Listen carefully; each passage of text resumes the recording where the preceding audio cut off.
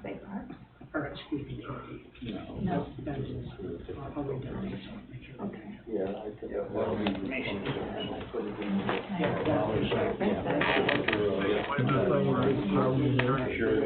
Did you find a big problem in there? Yes. I think it's some in the. Now, I've scanned one.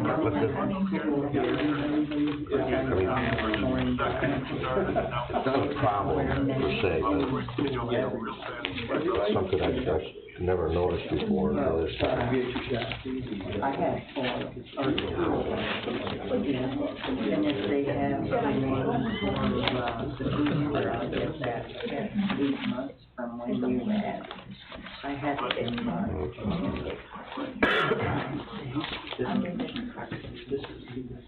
You guys,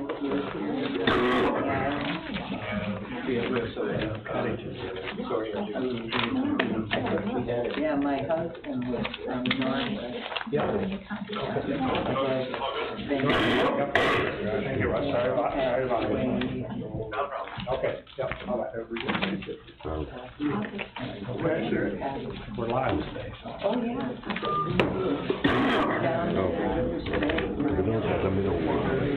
I'd like to call the Town of Alexandria Board meeting to order for August 18th, 2021. Would everybody please stand for the pledge? I pledge allegiance to the flag of the United States of America, and to the republic for which it stands, one nation, under God, indivisible, with liberty and justice for all.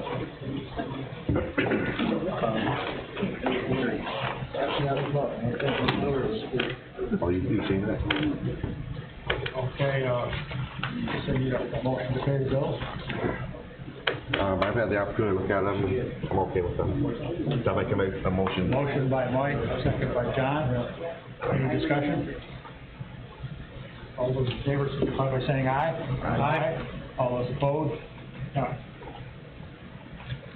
Motion to approve the town board meeting minutes. I haven't had a chance to look at them. I just had a couple on, Jesse, on the 21st.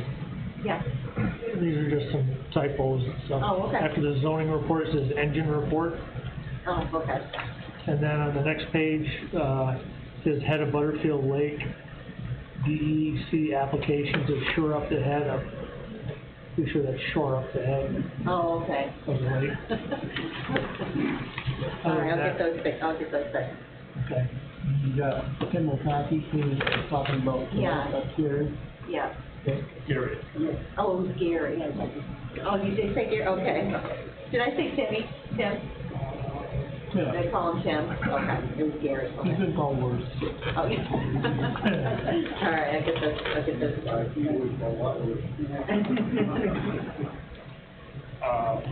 Anything else on the minutes? No, that was everything else. I know I'll take a motion. I'll make a motion to approve the minutes. Motion by Ron. Second by John. Any discussion? All those in favor signify by saying aye. Aye. Aye. All those opposed? None. We'll do the privilege of the floor first. Anybody have any questions or anything to say? Okay, we had a public hearing scheduled for 6:15, but we have to reschedule it for September 15th, 2021 at 6:15. Need a motion to do that? Yes, there's a resolution. Okay. Okay, so the public hearing will be on September 15th, 2021 at 6:15. And so do I need to read all this? Okay, so scheduling a public hearing in connection with proposed local law number, which we don't have the number of 2021, pursuant to Cannabis Law Section 131. Whereas on July 21st, 2021, the Town Board of the Town of Alexandria introduced and seconded a proposal local law pursuant to Cannabis Law Section 131, opting out of licensing and establishing retail cannabis dispensaries and or on-site cannabis consumption establishments within the Town of Alexandria. And whereas a public hearing is required to be held in connection with the Town Board's consideration of the local law. And whereas A hearing was scheduled by motion of the town board at its regular meeting on July 21st, 2021, scheduling that public hearing for August 18th, 2021 at 6 p.m. And whereas an illness in the town clerk's office prevented publication of notice of that public hearing, required to be rescheduled.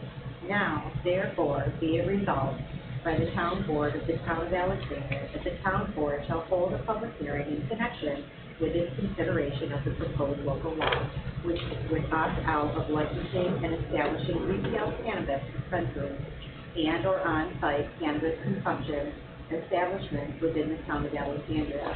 Such public hearings to be held on September 15, 2021 at 6:15 p.m. at the town office located at 46372 County Route 1, Alexander Bay, New York, 13607. And be it there further resolved that the town clerk shall publish notice of the above scheduled public hearing as required by law. Motion by. I'll make the motion. To make up the first motion of that. No, second. And for a roll call vote, Town Supervisor Brent Sweet, Yes. Ron Thompson, Councilman Ron Thompson, Yes. Councilman John Stein, Yes. Councilman Mike Bayat, Yes. and Councilman Sandra Caputo is absent. So that will be published. Okay. It's when it's in paper. You just let me know how consecutive you want. Yep. Okay, then we'll move on to the, item number 1, the petition from Bruce Bay Area Statutory Fire Protection. I'm gonna just read a couple cover letters here. Dear Mr. Sweetwater, Mike Bruce Bay neighbor John Richards spoke to you a while back about how to change the Bruce Bay Area Fire District from Redwood to Alexandria Bay. Your response was the petition of the town board. Enclosed you will find a letter requesting the town board rezone the Bruce Bay area into Alexandria Bay Fire District. This request is overwhelmingly supported by the residents in and around Bruce Bay. Copies of 142 signatures of support are enclosed. We could have almost certainly obtained more. I appreciate that you would contact me by phone or email. My understanding is that the next board meeting is on the 18th. It would be great if our request is on the agenda if that's possible. Please let me know how to proceed. And then the letter I have from them is, dear board members, the recent fire at Everett Point Road on Bruce Bay has caused nearby residents to consider emergency response in that area. Fortunately, no one was hurt in the fire, but the structure was a total loss. It is highly likely that several nearby properties, which sustained minor damage, would also have been lost if not for the fast response of the Alexandria Bay Fire Department. The fire spread very quickly, helped by strong winds, which were driving flames, heat, and burning debris toward the cottage next door. The cottage sustained minor damage, even though the homeowner used a garden hose to protect the property until the fire department arrived. 2 cottages on the upland side received heat to melt and warp the vinyl siding. Alexandria Bay's response time was the difference between a bad fire and a disastrous fire. In our view, the primary criteria for determining fire district boundaries should be emergency response time. Properties north of Route 12 to the shoreline of Bruce Bay are currently zoned in the Redwood District. It is our understanding that this area was switched from Alexandria Bay Fire District to Redwood some years ago, while Bruce Bay itself is still zoned in Alexandria Bay. How and why the boundary was drawn this way is not clear, and it does not seem logical, given that the response time from Alexandria Bay to Bruce Bay is at least 6 minutes faster than Redwood, just due to the driving distance. According to Google Maps, drive time from Alexandria Bay Fire Hall to Everett Point Fire is 6 minutes, while drive time from the Redwood Fire Hall is 12 minutes via Limestone Road or 13 minutes via Route 26. Finally, depending on the type of emergency, if a property is in the Redwood Fire District, the call will go to Redwood before Alexandria Bay is notified, which slows Alexandria Bay's response time. Consider the facts outlined. The undersigned requested all the land in the town of Alexandria north of Route 12 that is currently in the Redwood Fire District, including Creek Point, be rezoned into the Alexandria Bay Fire District. This will ensure that first responders are coming from the closest fire hall and reassure Bruce Bay homeowners that they are getting the fastest emergency response possible. Thank you for the consideration. Attached to that is a petition of signatures. I think it says it was 142 signatures. Anybody have anything to say? Comments? Yeah, my name is Jeff Kingsley. I'm the guy who signed that letter, and I appreciate taking this up tonight on, pretty short notice, actually. I guess, it's been around for a while, but got to meet Greg, I think, you know that we had a pretty bad fire out there on Memorial Day weekend. A lot of people were in the bay, all the cottages, all the seasonal people were there, the relatives and everybody. And the fire couldn't have been in a more visible spot. It's on Hibbert Point Road at the top of the bluff, visible from everywhere in the bay, right? And so people were out there looking at it and certainly got everybody's attention. For those of us who were in the front row, those of us who had cottages around that, it was a pretty scary time because the flames were pretty big and they were blowing, in a nice northwest wind. So for us, it really got our attention. Now, after the fire, we're standing around talking about it, and Alexandria Bay got here pretty quick. And then somebody said, well, we're in the Redwood Fire District. And that was a surprise to me. Now, I know on the tax bill it says Redwood Fire District, but I just go to the bottom line, how much do I have to pay? I pay it, right? So I didn't realize that. And in talking to people around the bay, a lot of people didn't realize that we were in the Redwood Fire District. Everybody, not everybody, but many people just assumed it was Alexandria Bay. So, okay, so we're in Redwood. What are the implications of that in terms of emergency response? Well, digging into that, my understanding is if it's a structural fire, the Alexandria Bay and Redwood fire departments will be called at the same time, in which case Alexandria Bay is going to get there first, almost always, just because of the proximity. Ambulance call, this was a little different. I guess previously there was a Redwood ambulance that would get called out there, but now I guess there's only one ambulance in town. And it's come from Alexandria Bay, and that's a good thing. But there are other kinds of calls, called less severe calls, where Redwood will get called first.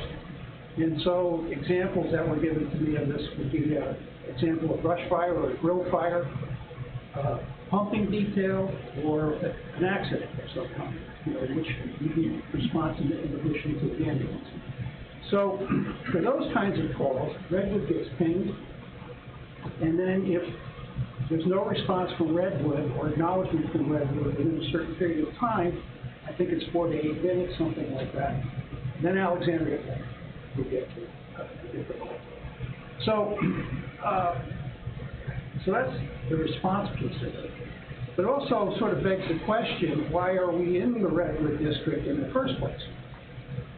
Since we're so much closer to Alexandria. So, looking into that, well, it turns out we were in the Alexandria Bay district. A number of years ago, it was switched. We were switched from Redwood, from Alexandria Bay to Redwood. And I tried to find out why that was, or asked people if they knew. And I didn't get very good answers about that, really nothing factual. But nonetheless, it happened.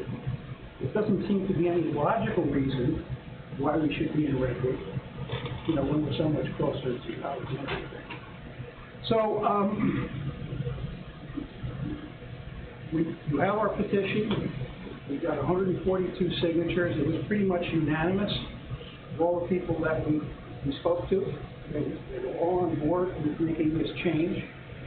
And I think there was only one person who declined to sign, and that was a person who had just bought property and didn't want to cause a stir about it.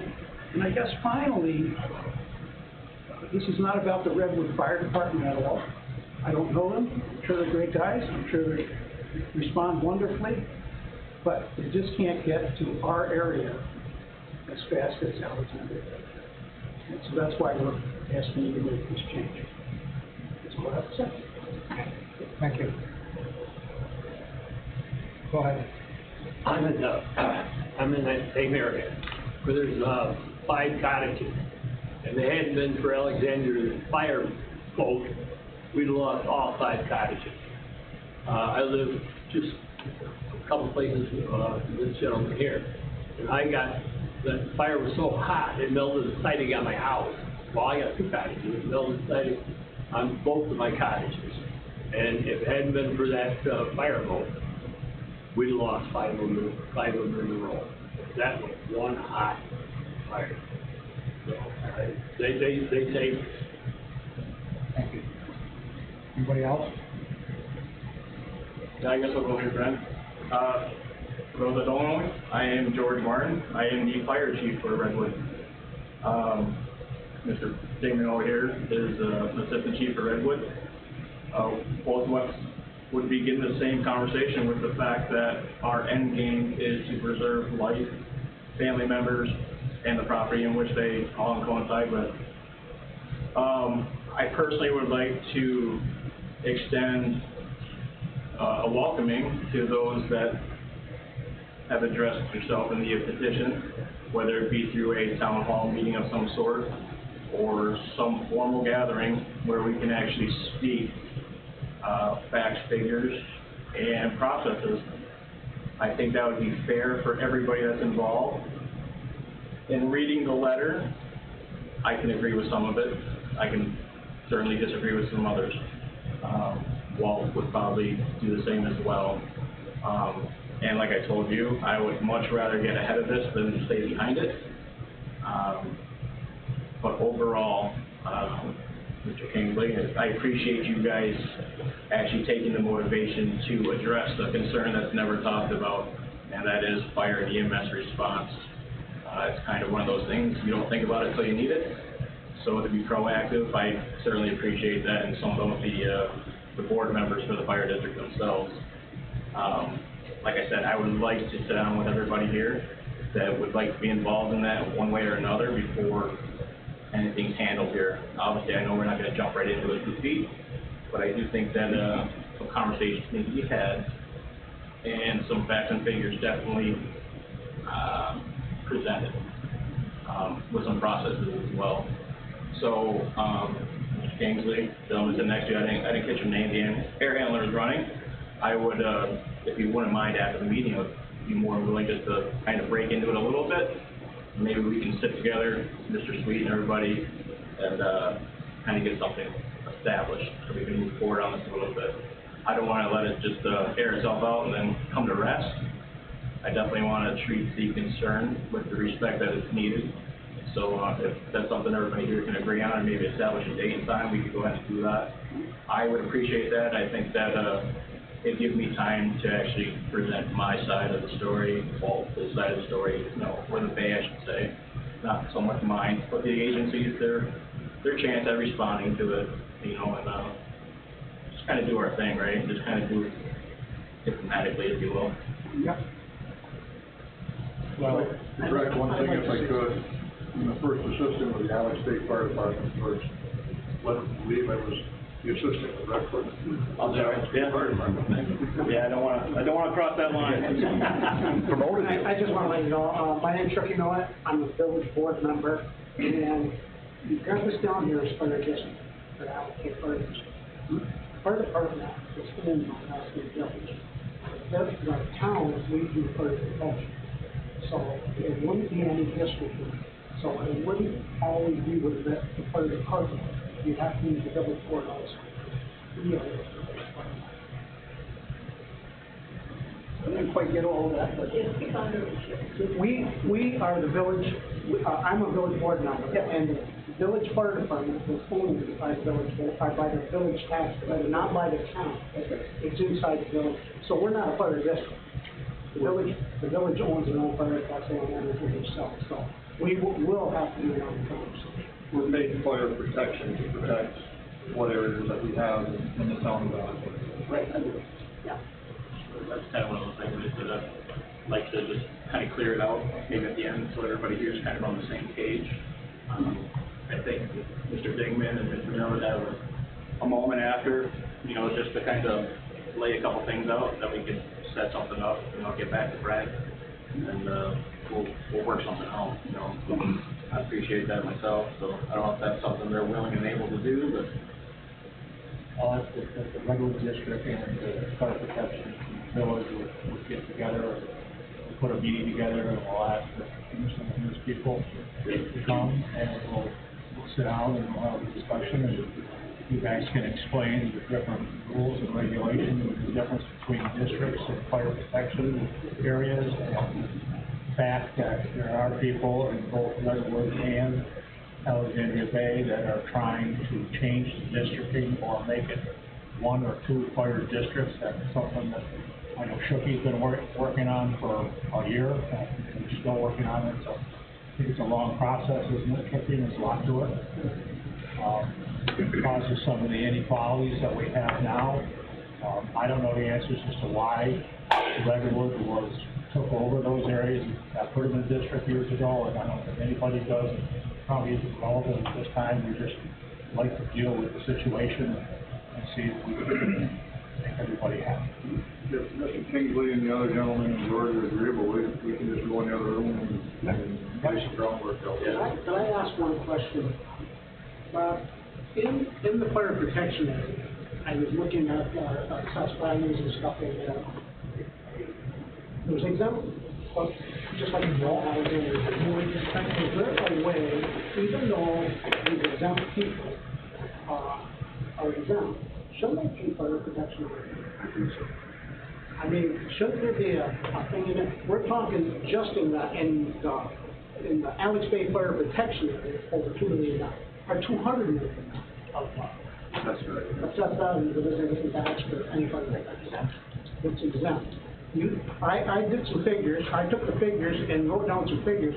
If we had a fire protection for every parcel that, or every dollar that was in the town of Alexandria fire protection, at the rate of the figures that we have here, it's 0.00446683 cents. That's how much money we're losing. We're at 36 cents for everybody in the fire protection right now. If everybody is in there, it'd be less than penny. What did you say, it's $200 million? There's a lot. You've got Thousand Island Land Trust, millions and millions of dollars. There's other places that are in fire district, fire districts and fire protection that do not pay tax. You got your churches that don't pay tax. You still have to fight fires. They have a fire. So I think that there should be something I want to check. I'm going to check with the county and find out if there's a way. What do you think there is, Bob? I would think so, but I'll be honest with you, I don't know much about it. I mean, if they're exempt, we should have to put a fire department. They should have to put it. Why wouldn't they be included? I mean, I don't understand that at all. As long as Walt and Mr. Martin are here, is there any discussions ongoing right now? You mentioned about what Shookie is working on, having one town of Alexandria fire district. And then my understanding was there'd be like a station in Alexandria Bay, a station in Plessis, a station in Redwood, and then a fire like at Hibbard Point, there'd be a call and boom, it goes to the one, and then the people in charge decide where it comes from, which it would seem like in this case, they'd send the fire station from Alex Bay to there. And if it was somewhere else, they might send the fire station from Redwood there. So I guess my question is, are you guys having a discussion, the concept of one? There has been some discussion, but we have, as a unit, the Alex Bay Fire Department has not approached anybody as far as a legal, what it takes to do it. Right. We've had several people offer to help us get established in the whole 9 yards, but to date, we've actively not pursued it. Is it something that's coming down the road? It probably is, but it's just not that simple. I mean, like Shookie says, the village of Alexandria Bay owns all our equipment and owns that station. So, I mean, all that has to come into the picture when you start forming a district. If they have to buy all that stuff, I mean, you're talking about $13, $14 million just to start just to get that up. I don't know that the town of Alexandria is ready to, the taxpayers are ready to bite into that right now. So, I mean, we got to take it slow and easy and just keep working forward with it. Right, but there are other solutions. Well, aren't there other local, like in Jefferson County, haven't hasn't this situation we're talking about happened where they've consolidated? There has been, and if you ask Clayton, it's a great thing. If you ask the Fullville the same question, they'll tell you it sucks. Okay, so when they take the whole township and form a fire district, nobody's ever going to be totally happy. You know, so I mean, it's like I say, Clayton gets a lot of new stuff, and DeFollville every couple of years might get a little bone from that way. You know, I mean, all the equipment Clayton's got just happens. So I mean, we have to be real careful, and we're owned by the village. So I mean, without the village saying, yeah, we don't mind if you go ahead and start looking at this, we don't proceed with anything. So. Because the village would be basically getting out of the fire business. Absolutely. Right. Well, to be honest with you, in dollar wise, the town gives the village fire department, I think it's $136,864 for the fire department and $52,000 for the rescue squad. Now, we're millions and millions of dollars out here in the fire protection. We're $1.7 million in the bay, and we give them 200,000 to split their bills. Judy, did you have something? Judy? What's that? Oh, no, he said that John mentioned that there were other areas, and I happen to know that Clayton did form a fire district sometime back, and there are legal ramifications. I was a treasurer for years, and what it does is take the strain off of the village or the town for the financial part. The fire district goes on, the tax hall is a district, and they're separate assets. So, my person, I'm not involved, but I just know they work for everybody. I wasn't aware of it. It basically takes you guys out of the top of the fire district, the fire business too. Right. The district, Georgia's commissioners have to present a budget to you, who have to in turn present it to the thing. You're really not handing them any money. You're giving them permission to go ahead and push this out to all the collectors. You guys are the collector, and then the money just gets dispersed to the district, and the district pays the bills and whatever they need. The district submits their budget. Ron, like, just a response to like your responding agency portion of that. Yeah. For that one particular instance, Zone 37A and Zone 37, I have 2 zones in my fire department, which change my response guidelines, if you will. Where that fire was, Alex Bay, Plessis, Redwood, and Theresa are all automatic, right on the first alarm, right from the first dispatch. Everybody's sent at the same time. That changes for the area and the type of call that you go on, as well as, you know, Alex Bay's responses for their certain scenarios. So each zone has a run card. Every address has a situation built in for it, and those are constantly changed and modified. And it's not always standard, if you will. It's not a set in stone process. It's dynamic right from the get-go of how we respond. Alex Bay's fireboat being called to the scene as a water source to provide water, that was something that Mr. Van Brockman, you know, made the decision to go for. And as incident command, I absolutely 100% agree with it. It's a resource that needed to be there. It was a logical response, so they can provide things that we can't. I will admit there. And those kinds of things are worked about in a mutual aid agreement that are already in place for things like this. So it's not necessarily who's closer, because there is situations where boundaries don't mean you're the quickest guy there. For example, in my area, Cottage Hill Road belongs to Theresa.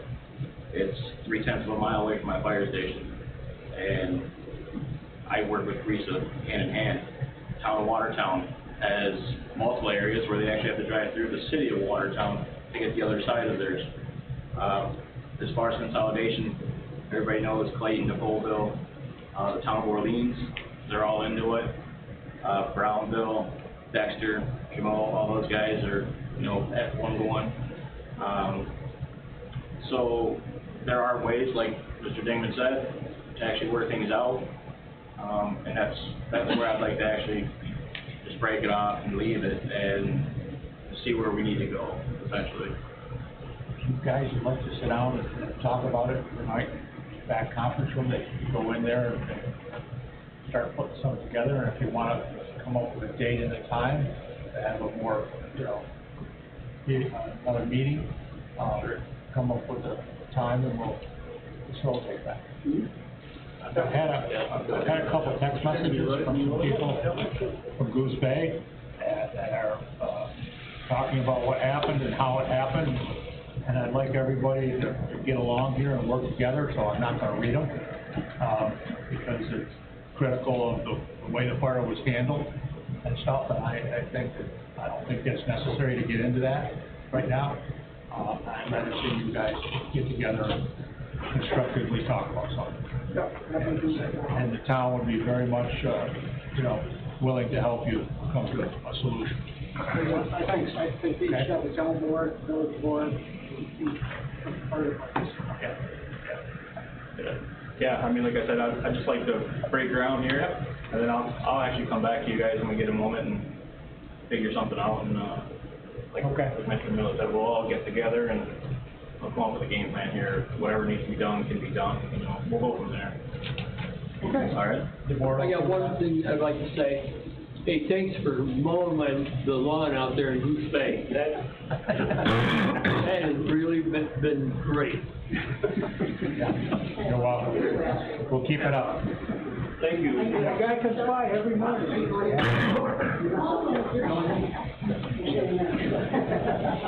Okay, so, we already done number 2, so I'm gonna move to Julia number 3, Redwood Lake project that she's been working on.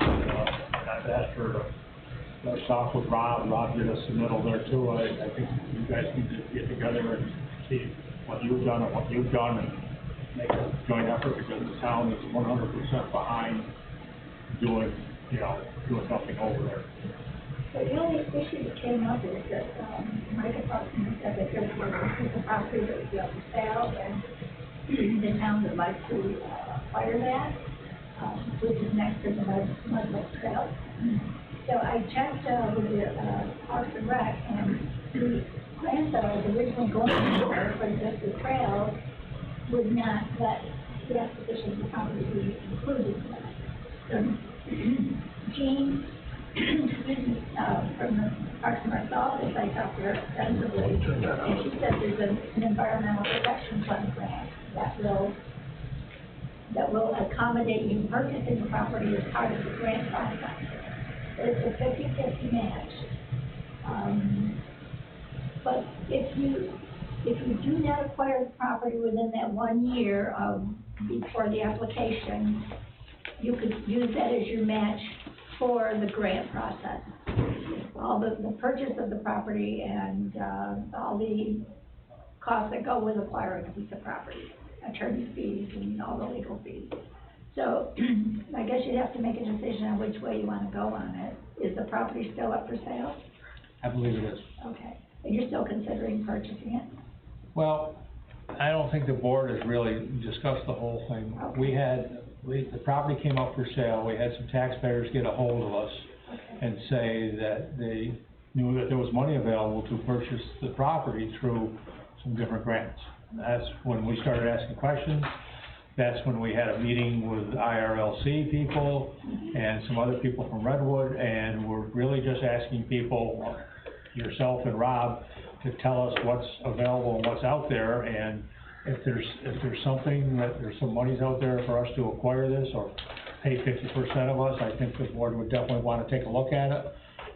We have one taxpayer that's talked to the DEC, that the DEC said they would be very interested in providing a handicap water access facility. Okay. And that is something that they do. So I think we gotta proceed and ask questions and see what is there. Okay. And if we see things that we like, apply. And that's just my thoughts. The rest of the board, I don't know what their thoughts are. Has anybody ever actually spoken to the owner of this property? No, nobody's spoken to the owner. Because what I'm fearful of is somebody offers him some money and he sells it. And then we have a missed opportunity here. Because you can acquire it with a grant. You can acquire that would be part of the grant process. Yeah. But just remember, every dollar that is spent for the grant, the cost of the whole thing, 50% has to be taken on by the town. Yep. So, Okay.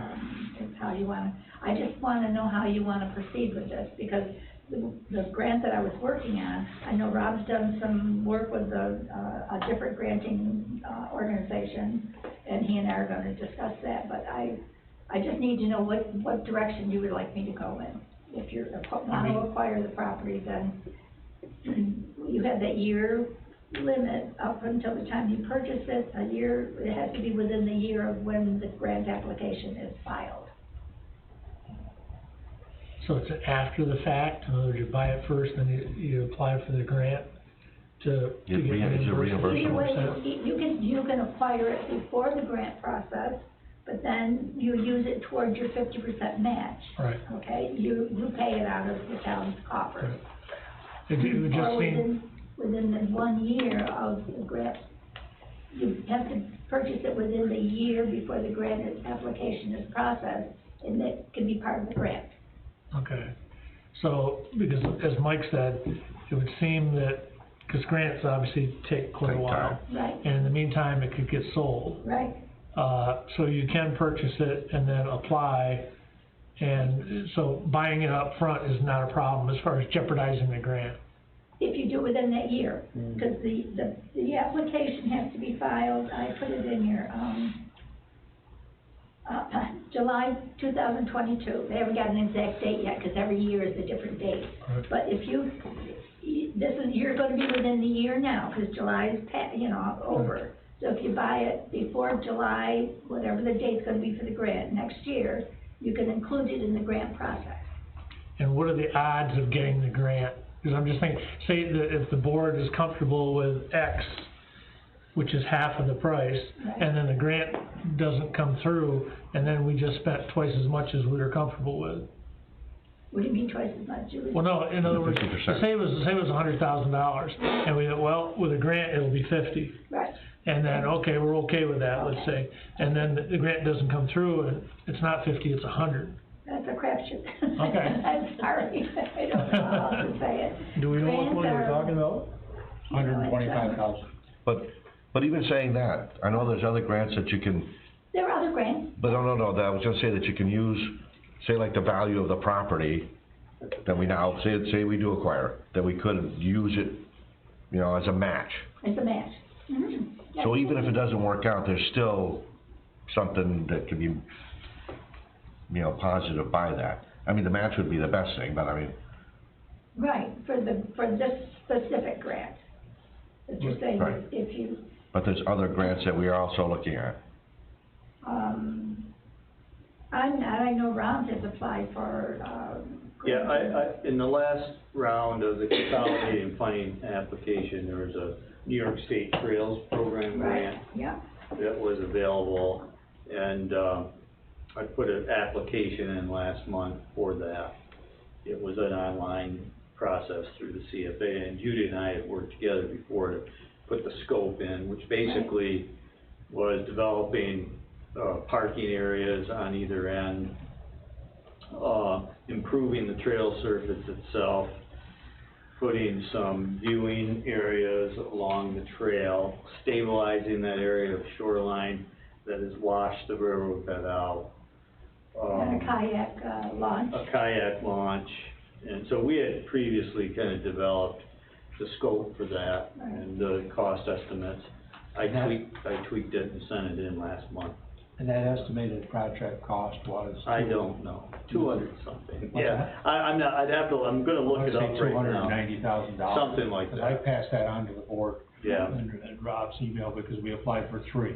Right, we Correct. applied for 3, correct, that was one. It didn't include the property acquisition, Right. because I didn't know anything about that. Right.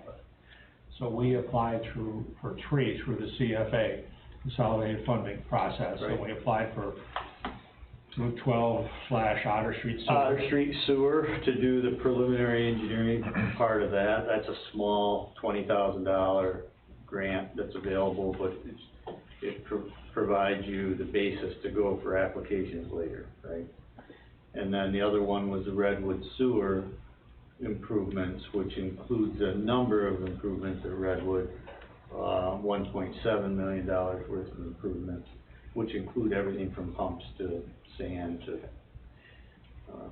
everything. And- Would be used in concert with your sand grant. Right, and with the Redwood application, we had gotten a grant that was a design grant. Correct, so, yeah, so the precursor to any sewer project is this engineering planning grant, which we got for Redwood several years in 2016. Okay, so we did that, we did the engineering report, got it approved. Now you take the results of that report and use that to apply for the next phase. So we did the same thing for Otter Street sewer. So the Redwood one was $36,000, we got a $30,000 grant, the town paid Correct. $6,000. Yep, We just applied for that same type of grant for Otter Street, for Otter Street. right. So we can keep that. Okay. And then I'll send you, Judy, what I did for Okay. the New York State trails. Are you interested in pursuing the land acquisition, or I think- do you wanna wait? And I think we need to have them look into it and tell us Okay. what, Well, we do know from past activities over there, this piece of property, people use to circumvent some of the stuff that we have out there to prevent some activities we'd rather not see Yeah. on that trail. yeah. So if this property went to something else, that could come right back, then that's another problem that exists over there.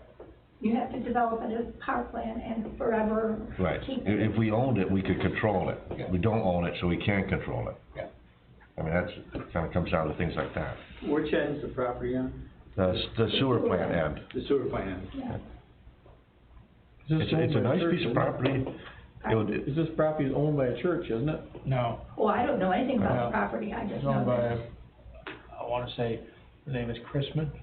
Gilchrist, I think he's a head of one of the churches. Yeah, it's something to do with the church, I know Right. that. I don't know if it's titled in the church's name or his, I think it's in his personal name, I think. Yes. Gilchrist. Right, That's, there you go, that's the name. right. What's that? Gilchrist or something. Gilchrist. Gilchrist, Yeah. but I think he lives in Defoe, but I'm not sure. He That's used- where he had started used to, out I as think- a church, I know. I think they may have moved, I know. But it's a very nice piece of property that would be an ideal park and a great place for boat launch if they came to For that. access, for parking, for a lot of, yeah. Yeah, It's about 550 feet of waterfront. So Judy's answer tonight is yes? yeah, I would say yes. And it's good waterfront too, I think. Yeah, I'm not sure I did. I think. Well, the application doesn't Well- have to be in until May, so, you know, you've got time to think about it, but I don't want you to lose that timeline, however you wanna do it, whether you wanna buy it outright as part of the grant, or use it as a match. I don't think we can answer that question at this point. I think we need to get the We couldn't do both. information on the property and You do surveys, both? No. take a look at it, Okay. okay? Just let me know, okay? Meanwhile, Rob and I'll be in touch with each other. And I'll send you what I did last month. Okay. Sounds great, thanks, I got a Thank question. Can the town just buy it without going through a big, Yep, I mean, Yeah. we were gonna look at Bonnie Castle, we had to have a hearing and all this stuff. And the town could just buy it without, if we wanted to. I'm sure the town would just buy it. The thing with Bonnie Castle was the bonding. So we don't have to bond for that? We didn't buy About it. 140. Yeah. That's the question. I don't know, just, Depends on how much it is and how much you got in your coffers. Right, There we go. exactly. that's what I'm driving at. Pretty straightforward, yep. I mean, the Okay. reason that we did the deal with Bonnie Castle the way we did is because we wanted to have the public support. Right, that's all it really was. That was the big thing here. Right, We've had, obviously, if we're gonna do this, we want the public support too. there we go. We've had a bunch of taxpayers contact us, that they think it would be a great project and a great asset to Redwood community. So what we would need to do is put it out there and say what we wanna do and how we wanna do it. I mean, I know a lot of towns and villages, it's just some that have just, I read about in the paper that they bought different properties. They don't put them on the ballot for doing it. You know? Okay, everybody knows our fund balance situation from our financials, and it's not like we'd have to go borrow the money. No. No. I mean, as I'm gonna read here in the report, our financials, our sales tax for this quarter was $217,000 higher than it's ever been for this quarter. Yep. So, Crazy good. yeah, Yeah. totally. Yep. So, okay, Okay, it's doable. definitely. Mr. Anthony. Yeah, so just to kind of go back to the trail application, we applied for $250,000 grant for a $293,000 project. So it was a 80-20 program that was on the state. And that was for the Mud Lake Trail. That was for the Mud Lake Trail, right, and it included a new bridge across the outlet and some other things too, basically from Felders to the treatment plant. Ramps, new surface, that probably also included that log barrier that they want us to put along the lake. Right? Yeah, I threw a number in for that. Yeah. Yep.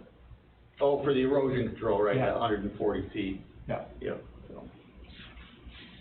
So basically, last month, that's what we worked on, is this grant and the 2 sewer grants. Yep. What you came and talked to us about. Yep, and you approved, you Yep. know, 5 resolutions, so. I expect we'd hear from those, you know, by the end of the year on all those. I think they say November, December, right? Yep. Yeah, election time or fiscal year. But, other than that, you know, we still need to kind of nail down, the Route 12 sewer project district boundaries. I think we should try to have a meeting on that. Maybe this Monday, Mike, or- Yeah, Monday, yeah. Why don't we I'll plan on coming Monday, and we can chat about that. Cause I know you gave us maps of the current I boundary. gave you the current, and then we should try to make a decision on what we wanna do. And then Al Lepresti's issue, he's kind of the holdout with the easement, I think, on the critical easements. So there's 2 issues there. There's the sewer, but he also wants water service extended. I don't know if you shared that with the board. I think I sent them the emails that we got from Al. So Al wants to add up to 80 homes. A few, I believe, would be in the existing water district, but he'd want the water district boundary moved towards the river to get all 80 units in. But we've had this discussion before, as far as the water district boundary goes. The way that, if you read the ordinances, and they're all exactly the same. When they talk about parcels in the district, they say the parcel boundaries are what's identified in whatever that, you know, the tax map is, yeah. filed in Jefferson County, all that kind of stuff. But we have a situation in a number of different places where we have an artificial line that runs parallel, in this case, to Route 12, 300 feet back or whatever the heck it is, that takes some of these parcels, which are quite large, and portion of it would be in the water district and a portion is not. But that's not the way the ordinances read. The ordinances read is the whole parcel's in. It doesn't say anything about this other line. So, in his situation, he would like, you know, to have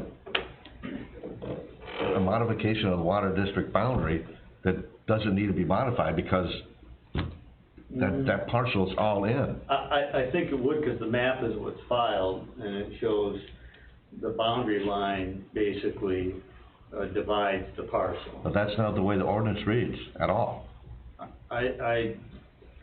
I'm not sure how the ordinances impact the district formation documents, but the boundary and the description for the district formation, it is what it is. It's a legal description on the map.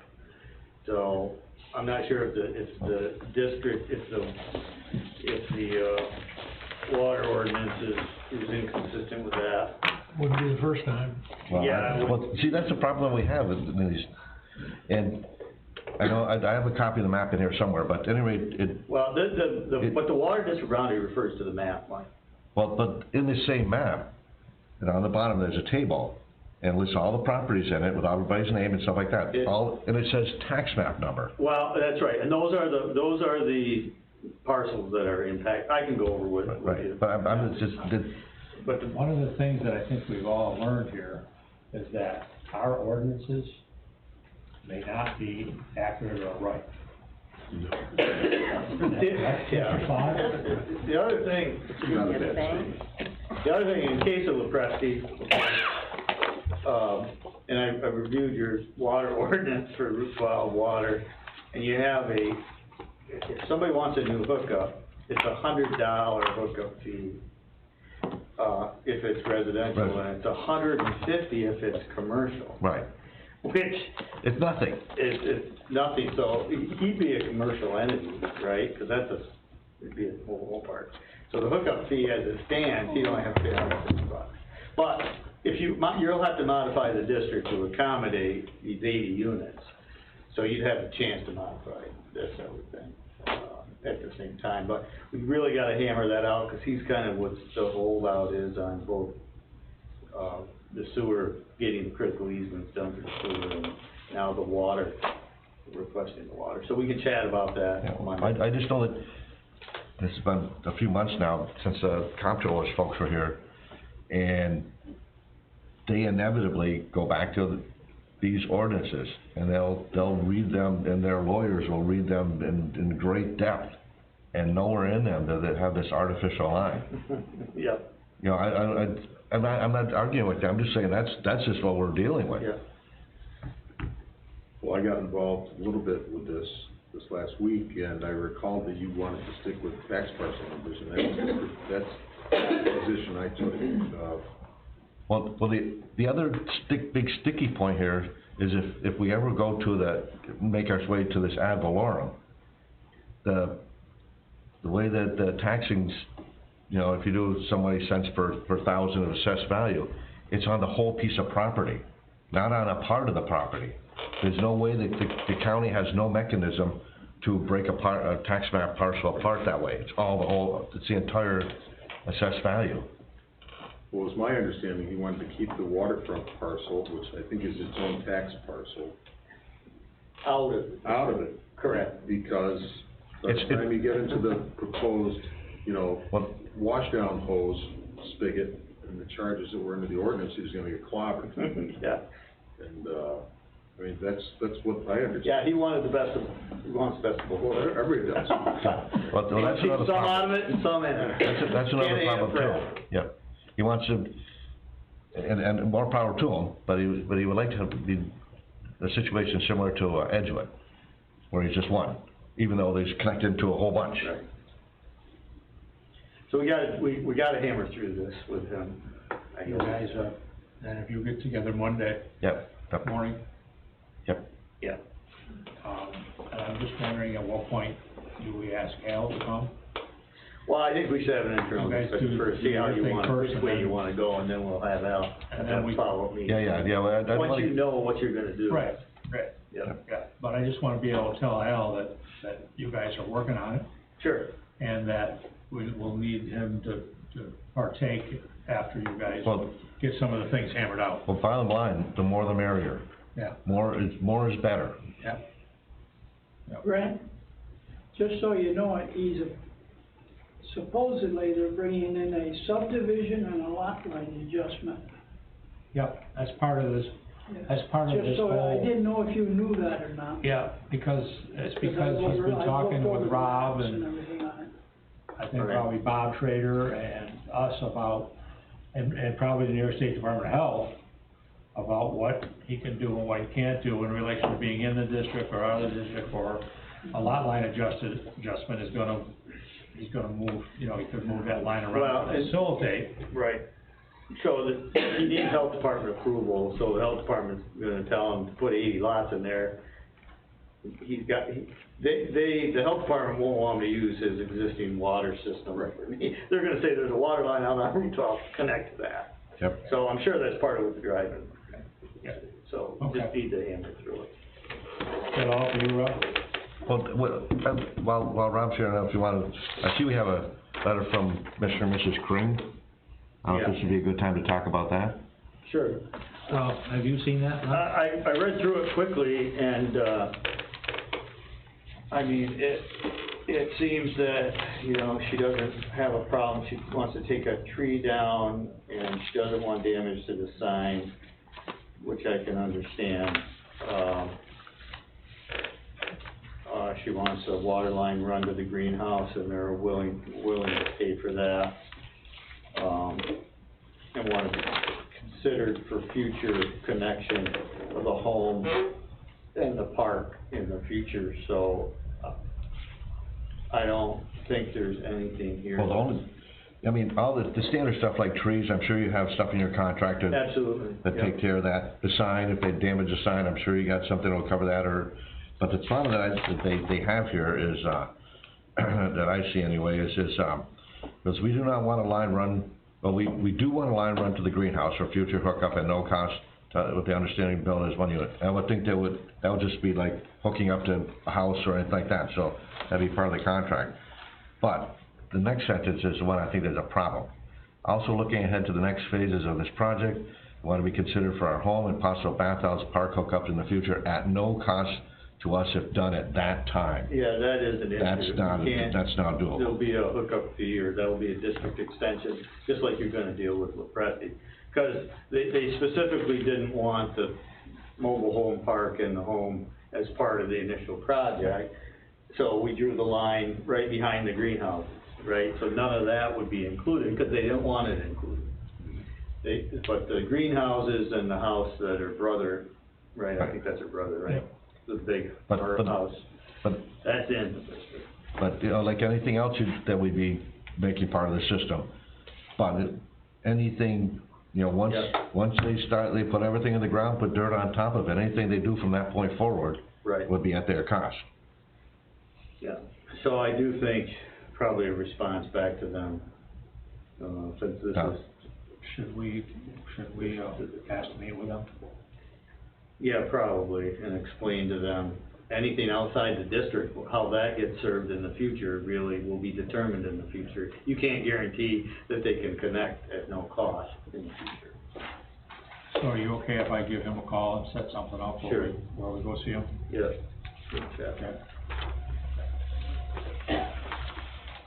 Okay, Other than that, we're gonna get together Friday? Friday, 10 o'clock, I think I have to look on my phone, but we're going to the Redwood sewer plant to go over the items there that we're talking about, doing project two, and also look at that dam situation on Mud Lake. And you and I and Jay are meeting at 10 o'clock. Yep, so I'll see you then. Other than that, that's all I have, unless you have questions.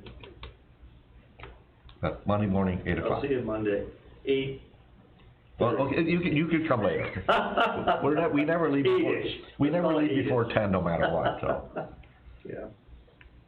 Okay, Jamie, how about water? All right, so I've been doing my daily and weekly testing. I've done my disinfection byproduct testing for the quarter. I had to replace the chlorine pump at the water tower. I've been doing the consumption reads and reports, meeting once a week with the water committee, working with Jay at the sewer plant, the playground, finished that up, lights have been put up. I'm working with the guys pulling the weeds, and I worked at the transfer site on Saturday that Byron called and said. How many solar lights are there at Redwood Playground now? 3? There's 2. 2, just. 2 in the. No, we put up. Oh, you put up more? Yeah. Okay. And Rob, you're gonna send somebody over to. We can. To work on your system? On the one in the pavilion? Yeah, this one. Yeah, we can, maybe when we're over there, I'll look at it. And there's one at, Plessis Playground. And we have one more, right? Yes. Okay. We were gonna put 2 at, Plessis Playground, but there's a street light right there too, so. I will have to check out the ones at Redwood and see how they're working. I'm actually, probably after this board meeting, I'm gonna go over there and make sure that they're working. We just put them up today, so. Okay. make sure they're turned on and all that stuff. Do you have the sewer report? No, you have it. You Yeah. sent it to you. Should be on your phone. I didn't see it, but I'll look for it. And I have DPW in there, but I think you just included Yeah. that, the stuff that you did, right? And Mike, do you have anything for Jerry at the rink? Well, Jerry asked me, first things first is, I don't know if you're aware that, Minna Anthony, Yeah. Nature Center's got an auction, a Facebook auction or something, right, but they're using the rink to display the stuff that's gonna be, auctioned off, and I stopped by the other day, and they're super pleased with us allowing them to use that space. The other thing is, Jerry came to me the other day and asked him about when we're thinking about putting ice in. I mean, here we are. That's on the agenda. Yeah, so we need to start thinking about that, even though we're most people are still wearing shorts, you know. We're gonna need to order paint. That's usually a month out, so. What's that? We need to order paint for them. Okay, And that's Yep. usually a month out. yep, we need to start thinking about the next Like I season. said, it's on the agenda, and I've got some information to tell everybody. I've talked to the repair company and everything that's Davis going on there, Mechanical. so I'll tell you what's going on there. I do have the sewer report from Jay, performed daily and monthly testing and reports and sewer plant duties, installed lighting at the playgrounds, repaired the drop pedestal for the town, or the drop box at the town office. It rotted right off and was gonna fall off, and you put a whole new bottom on it, welded it, and repaired it at his shop at no extra cost to the town, using his welder and his equipment. Repaired the sewer pot at the Glen Harrington home, replaced 2 pumps, made repairs and maintenance on the mowers, helped Jamie in the water turbine as needed, moved and emptied the truck for the weed removal as needed. That's Jay's report for the sewer. You got the DPW, Norris, you for zoning? We gave out 23 permits for the month of July, making 104 year-to-date. We had 3 subdivisions, making 22 year-to-date. We had, excuse me, we had 4 variances given, making 14. There was none denied, no site plans for July, no special use permits. I sent out 6 violation letters plus 2 stop work orders. And all these that I did have all been taken care of. No court cases, and 1 lot line, making 5 for the year. And the money taken in,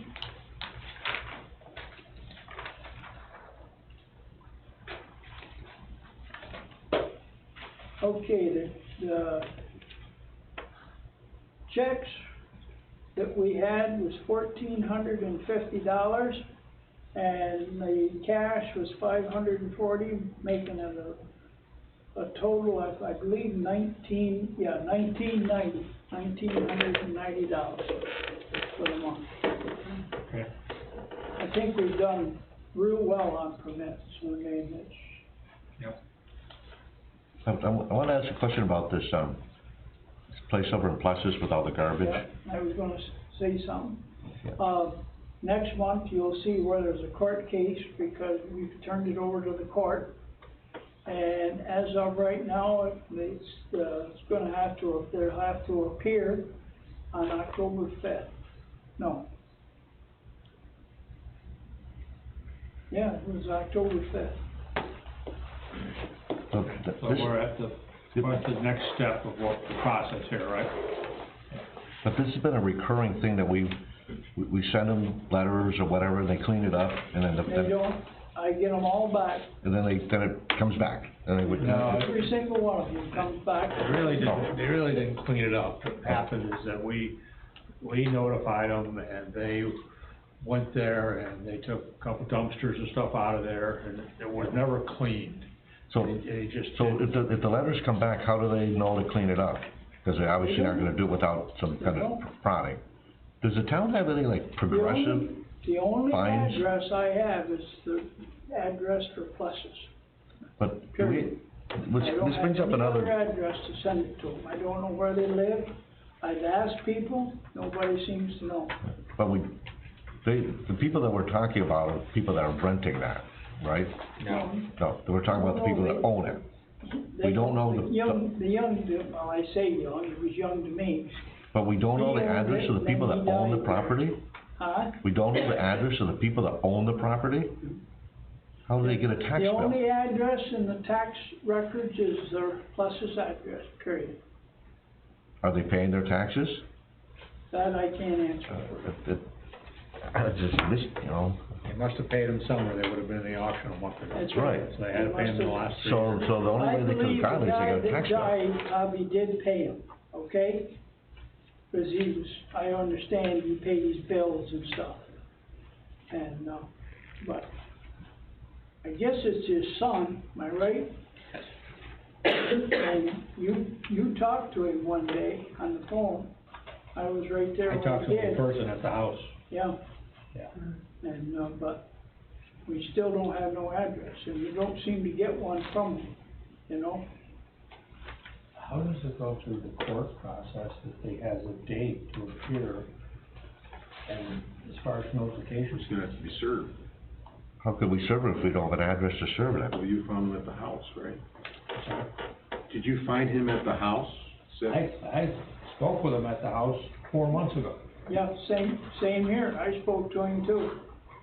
Where he lives, I forget where, but not in the town of Alexandria. No, And he. I've had people tell me it's in Richville, and I've had people tell me it's in Kell Junction. See, there's something that I don't understand, because when I talked to them at the house, one of the reasons they were there cleaning it up is because they were aware of our notice. Mm-hmm. Okay, so if they had just stopped accepting those That was when I notices. condemned the place. You posted it, That's right? how they found out, because I put condemned papers on Right, posted. on the door. That's how they found out about it. But if we don't have an address, how could we serve them? I don't, The court served him, so, but, good point. And posting it on the door to show up to court's not gonna work. no? I don't have an answer for you, but nobody. This is unbelievable. It is. Let me ask this, at what point can we do, or what do we have to do in the process to do what we did at Route 12 property, for the Perry property, that we go in there and clean it up ourselves and put it on the taxes? It all comes down to whether it's a health officer thing, or it's a code, or it's a, you know, a falling down house sort of deal. Okay, Well, it is falling down because the roof leaks. I think you Definitely were falling inside down. of it, weren't you, Brent? It's dangerous, you condemned it. I condemned it back before. None of the neighbors know who this guy is? Yeah, they all know who he is, they don't know where he's at. Don't know where he's at. All we have is a name. I've talked to Matt Williams. There you go. It's I talked to 2021. Matt, who lives right across the road, basically. I'm afraid. And I've also talked to, the Runnings girl, but I can't think of her name. Getting married, Jenny Hunter. The lady next door calls me quite a bit, and or used to call me quite a bit, Yep. when he was there. Yep. So that's how I went over to see him. But that's 4 months ago. And really, what they did, I said they cleaned it up and they took dumpsters, and they basically took anything of any value out of there.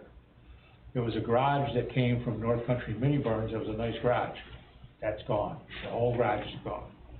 Yeah, they sold that for, I think it was $1,500. Yeah, And I know who bought it. So I think- 23, your neighbor, actually.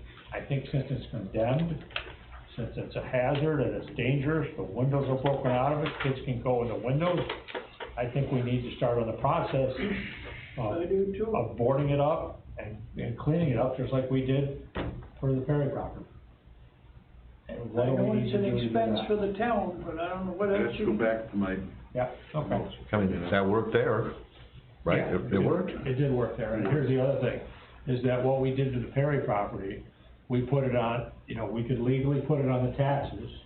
I got a hold of the Jefferson County Tax Department, we put it on the taxes, and we are getting paid in full By the county, because it got auctioned off. by the county, Yeah. right? Yes. And the people that were looking to buy it, many of the people contacted us because on the bottom of the auction notice, it said there was a lien in the town of Alexandria, even though it didn't call it a lien, but it said that the town of Alexandria had, liability. So, the people who did buy it were fully aware that when the tax bill comes in January, it's gonna have that number added to it. Right. So I'm sure we can do the same thing with this one. Sounds like it. Yeah, so if you would just So make you want sure me to that we're condemn, dotting our i's right? and crossing our Am I t's, correct? Bob, that we can, What's that? You want me to condemn it, right? Right, yep. Okay, I'll do it. did you already condemn it? Huh? Did you already condemn it? Well, yeah, but the papers are gone off the But, door by Once now. it's condemned, isn't it condemned? yeah, I mean, you don't have to come in at more than one time. Yeah, I Bob, we're gonna send you over there with a hammer. I thought we'd already condemned it. I thought we had this conversation before. yeah. Which one is it? I did condemn it already. Yellow Yeah. house, right, you're talking about that yellow. I got a copy of it. Right. Right. Let's talk. We'll figure it out. Okay. Wow. Yep. Okay, just give me a call, Bob. Okay, I will, Lawrence. Okay, Marilyn, we're looking for a youth. Yeah, Stacy's under the weather. We finished with, summer soccer, and I couldn't be more proud of all them coaches and those kids. The last game was at Cape Vincent, and, we lost 1-0, but we were losing big time when we started. But there was no fuss and confusion with our board, Cassidy, or the parents. It run as wonderful as it could. And, the coaches, Eric Heath had, I think it was 13 kids. Yeah, 11 kids in tennis. I counted a total of 98 kids that played for us this summer. Wow. And we had to split up the little kid team because there was 28 of them, and we couldn't have them all on one team. And we want to thank the sponsors that bought the nice jerseys for them. I'm going to see if Cassidy could just send out a note to all the coaches thanking them. Hope they help us next year. Who were those sponsors? It was Matt Chase and, I don't know the other guy. Starts with a H, his last name. I can't think of it, but they bought them. Yeah. Yeah. And they were really nice. And, another thing I wanna tell the board, I've never seen so many parents out to watch the little kids play. It was unreal up at Cape, between their people and us, you know, we followed them good. But the kids, we got this law and we're waiting for fall soccer, and Cassidy and Stacy are gonna talk to the other towns, 'cause we don't even know if we're gonna have a fall league. I'm a little concerned about the kids not having much to do now until we start, basketball. So we're working on that, whether we can let them just play amongst themselves or whatever. Yeah. But I think the kids are so excited and good. And, also, Mike mentioned 2 times ago of our meeting about this land out back. We're gonna pursue that. Me and Stacy and Cassidy thinks it'd be the best thing you could do, and other parents have said the same thing. Now, we've got enough equipment and help, that can get that done for us. Jamie, we're gonna get you a backhoe. And. More than that, right? Well, we're talking about Jay and Jamie, and Jerry, they helped us considerably.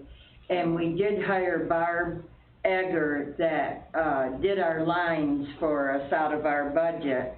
But, I just wanna thank Jay and Jamie and Jerry, because anything you ask them to do, they do.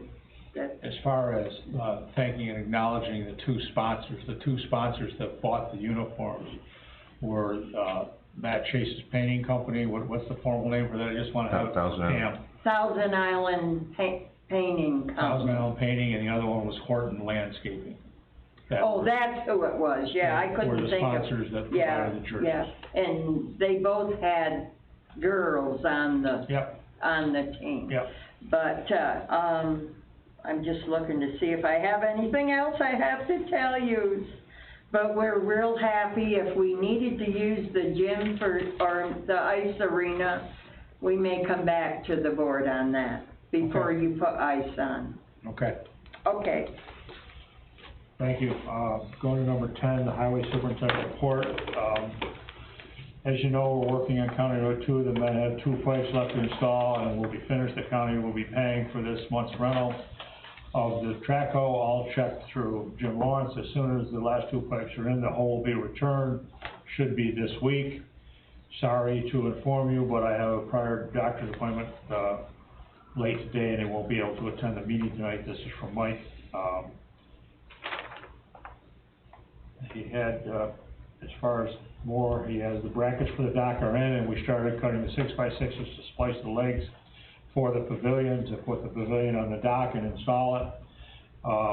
Paving on number 6 road will begin on Monday, the 23rd, which is next Monday. Work on County 2 is about complete. Still trying to schedule paving for a street in Redwood. We're helping the school with the paving. I saw the town dump trucks at the school today. They're doing some major paving at the school. And other towns are giving us help, so we will reciprocate. And that's Mike's report for the highway superintendent. Brent, on roads, Town of Alexandria owns up to the Dollar General and Price Chopper and so forth. They had quite an accident here a few weeks ago. I don't know, did you guys know about it? That's the State Highway, right, Mike? Yes, yeah, Yeah, it's Route 12. but I'm gonna tell you, it's dangerous up there.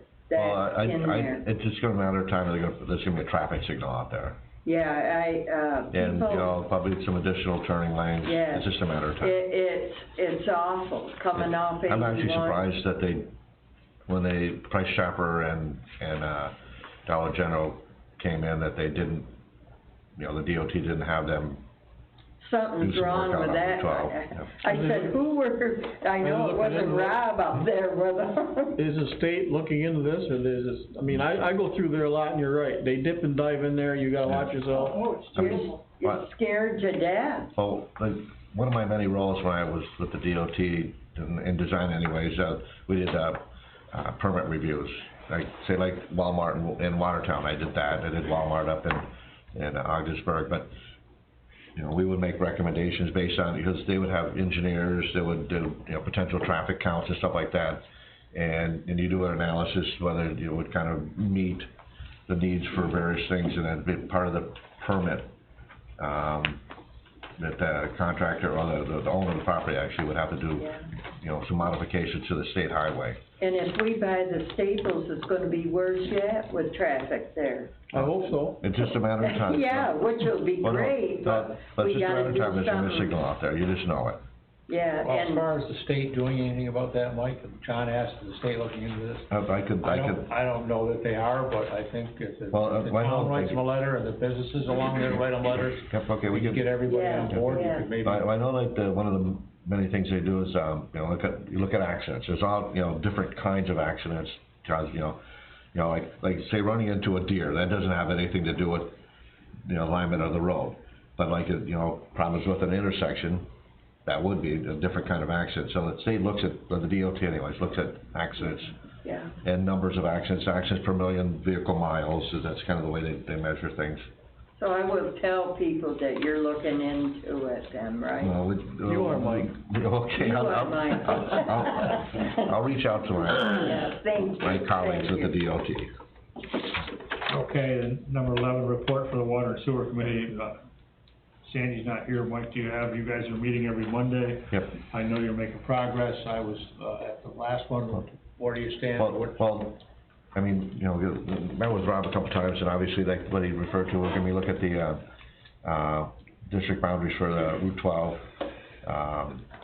sewer, and, you know, the potential modifications of other things, but, we're looking at the finances of each district, and we started with Carnegie Bay, cause it's even though it's not the smallest, it's one of the simplest, it has no capital, they're all residential, and we discussed this a couple meetings ago, there's a couple anomalies there that we addressed with the property outside the district, that got taken care of, the little additional work that was done inside the district, we addressed that by gonna put a master meter in there, but Route 12, we're kinda looking at that one now as, it has capital, it has O&M, it has usage, and, one of the things that none of our districts has is, reserve funds at all, and, I mean, even how much fund balance they have it's kinda hit and miss and a lot of stuff, so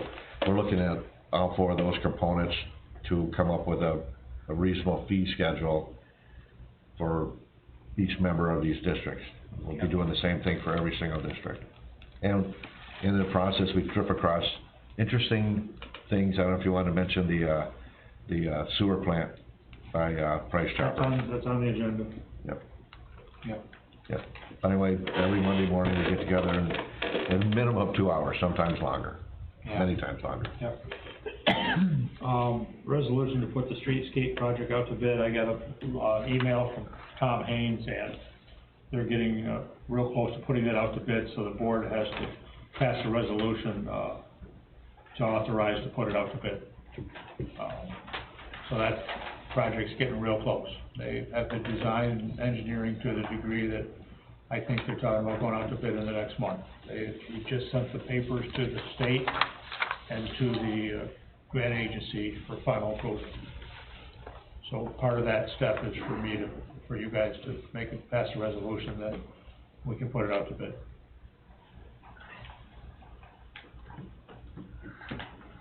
So you need that tonight? I'm sorry?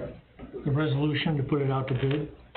Just a motion to allow it to go out to bid. Right. And you need that tonight? Yep. That's what I'm getting at, okay. Yeah, no, they're all happy with it, everything? Yeah, I'm just thinking of who's been, I've been on the committee all along, and we have EDR and we have DANK working together. They've done all the work. Okay, Yeah. I'll make that motion. Motion by Ron, second by Mike. Any discussion? All those in favor signify by saying aye. Aye. Aye. Okay, all those opposed, none. Number 13, nothing more than just saying that 3 different grants that we have. The $292,000 is the ARPA, American Rescue Plan Act, coronavirus local fiscal recovery funds. We've gotten 50% of that money was wired into our bank account 2 weeks ago. Now, Cole and I figured out, finished the application for that grant 3.5 weeks ago, and we thought it was gonna be a very detailed, grant, and we opened it up and we answered 6 questions and gave them our total budget amounts, and 10 days later, we got 50% of the money in our account. And the other 50% comes in 2022. That's the way this thing's set up. I think, Rob, you've been through the deal that you know, and our accountant has looked at it too, and they just say the use of the money is very open-ended. So, I see They were all that simple. Yeah, exactly.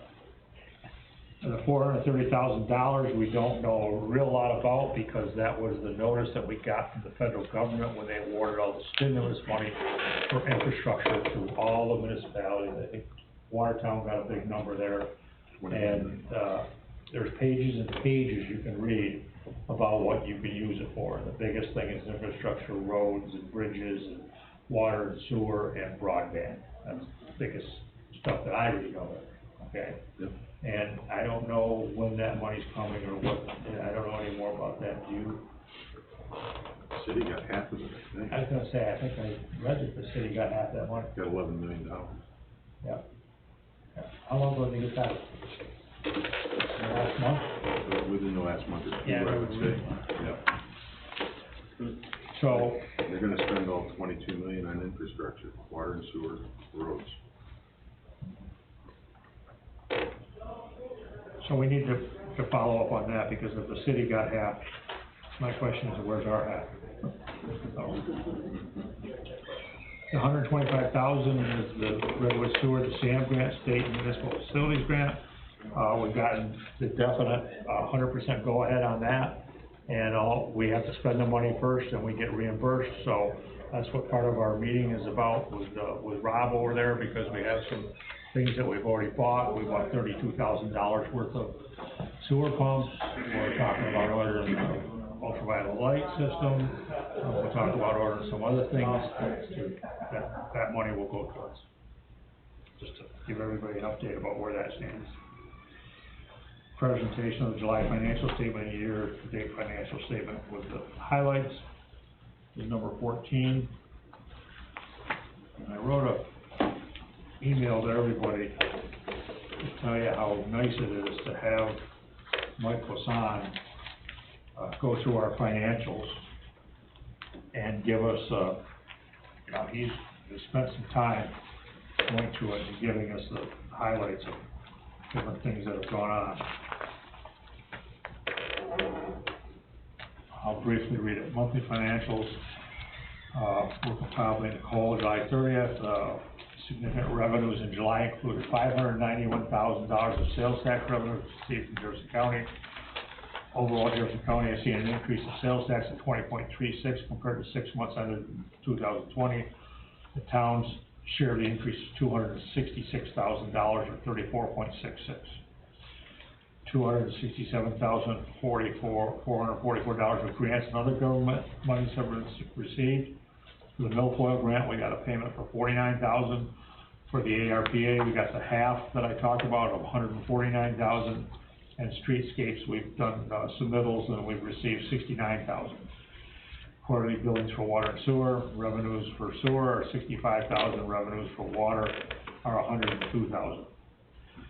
And expenditures, in July, $82,000 of general fund expenditures, mostly salaries and benefits, $10,000 for revenue and garbage, mostly for the disposal of tonnage. Highway expenditures of $176,000.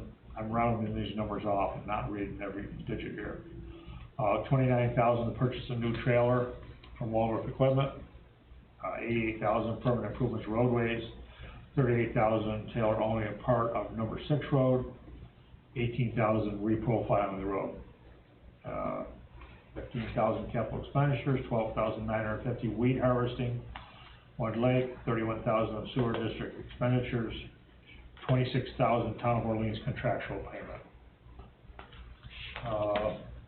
That's basically the highlight report from Mike, and everybody has a copy of the profit and loss and the balance sheet for July and year to date.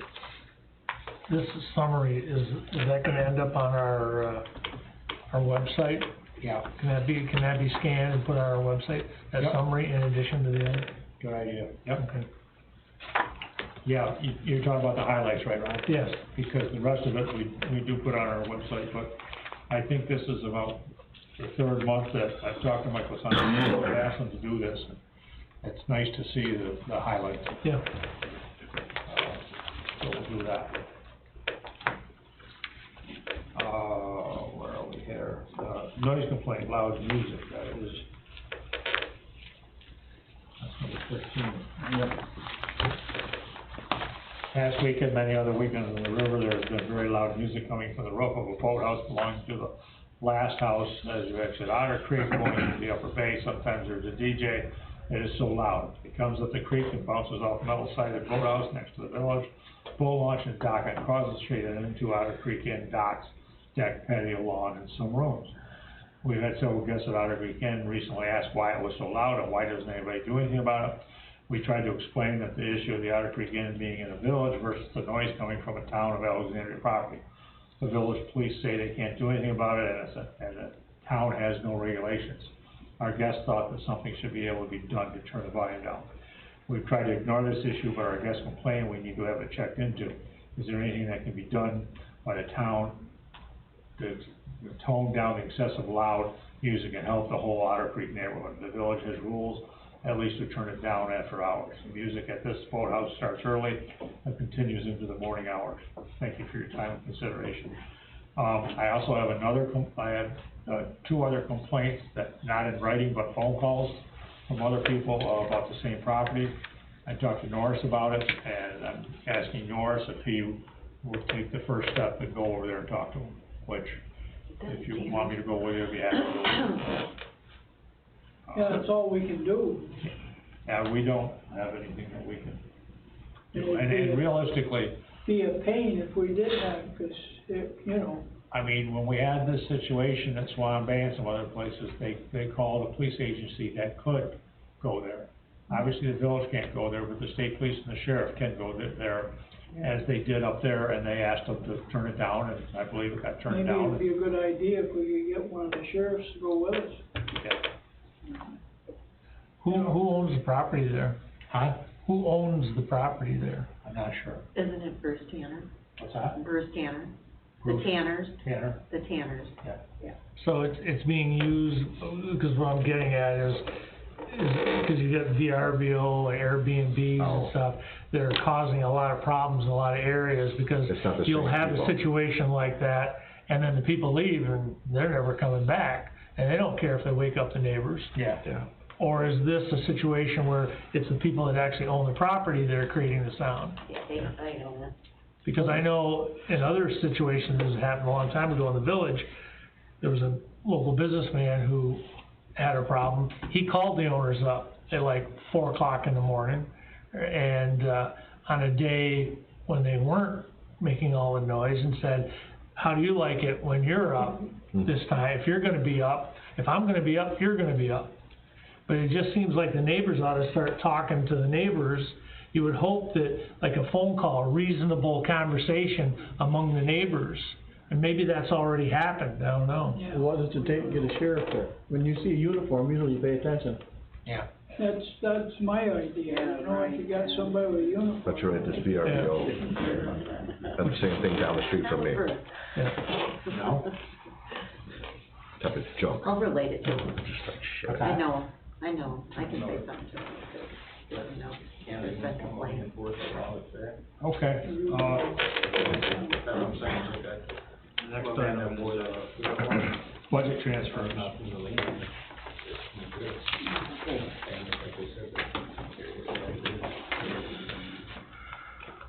The only thing they probably be doing for us is nuisance. Okay, for budget transfers, general A account, debit recreation, FT, personal services, $1,400, and we're gonna credit recreational, part-time personal services, $1,400. General B, unemployment insurance, we're gonna debit $200, and we're gonna credit, employee benefits, SS, $200. Highway DA, we're gonna debit the cat loader principal, $109.25, and we're gonna credit the cat loader interest, $109.25.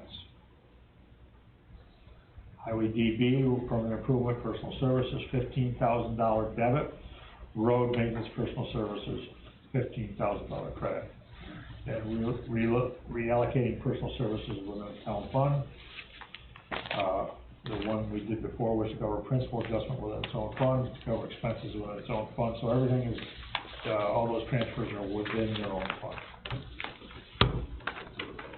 Any questions? I'll make that motion. Motion by Ron, 1 second. second by John. Any discussion? All those in favor signify by saying aye. Aye. Aye. All those opposed, none. Transfer of 7 days, hours in operation, we've had, I think this, talking a lot about the we stayed transfer in front of site. it.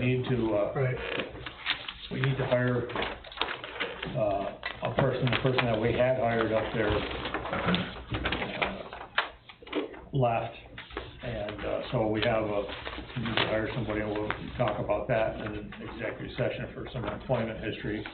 I think what we're gonna do, Jamie's dug into this, he's got this, paper they have in front of us, and what we're gonna do is we're gonna look into this a little bit more before we have a public discussion about it and go on with what we might wanna do. If we make changes up there, one of the things is I don't think we make changes immediately, we'll do it first of the year or whatever, and we're still looking around. Jamie went to 4 or 5, or didn't went to, but he was able to get the information of how other transfer sites are operated within the county. So we're gonna try to get more information on that, and then we'll have further discussion on it. And I'll get together with you, Jamie, and we'll actually put something together to, the other thing that I think everybody has in front of them is we have a revenue sheet that shows what our revenue is on different days, at the transfer site. So we kinda need to put this all together and, have some discussion about it. Okay. Number 18, new Village of Alexandria water rates effective in the November billing. Okay, I got a letter from the village that was dated August 11th. Got the letter 2 days later.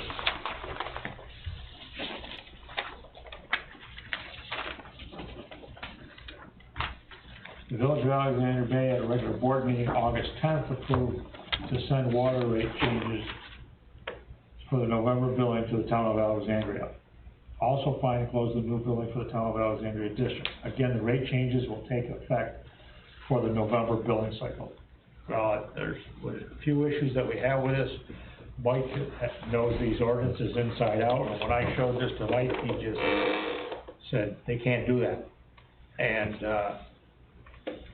I said, can you explain and show me what you've got in writing? And he went right to the page, and I'll let you read that. Well, there's 2 things that, well, more than that actually, but anyway, this is terms of this agreement, first things first, is, 38 years commencing of the date of the town of, so it's 38 years from April 2016, so. This is we're definitely. municipal agreement between the town of Alexandria Right. and the Village of Alex Bay, right?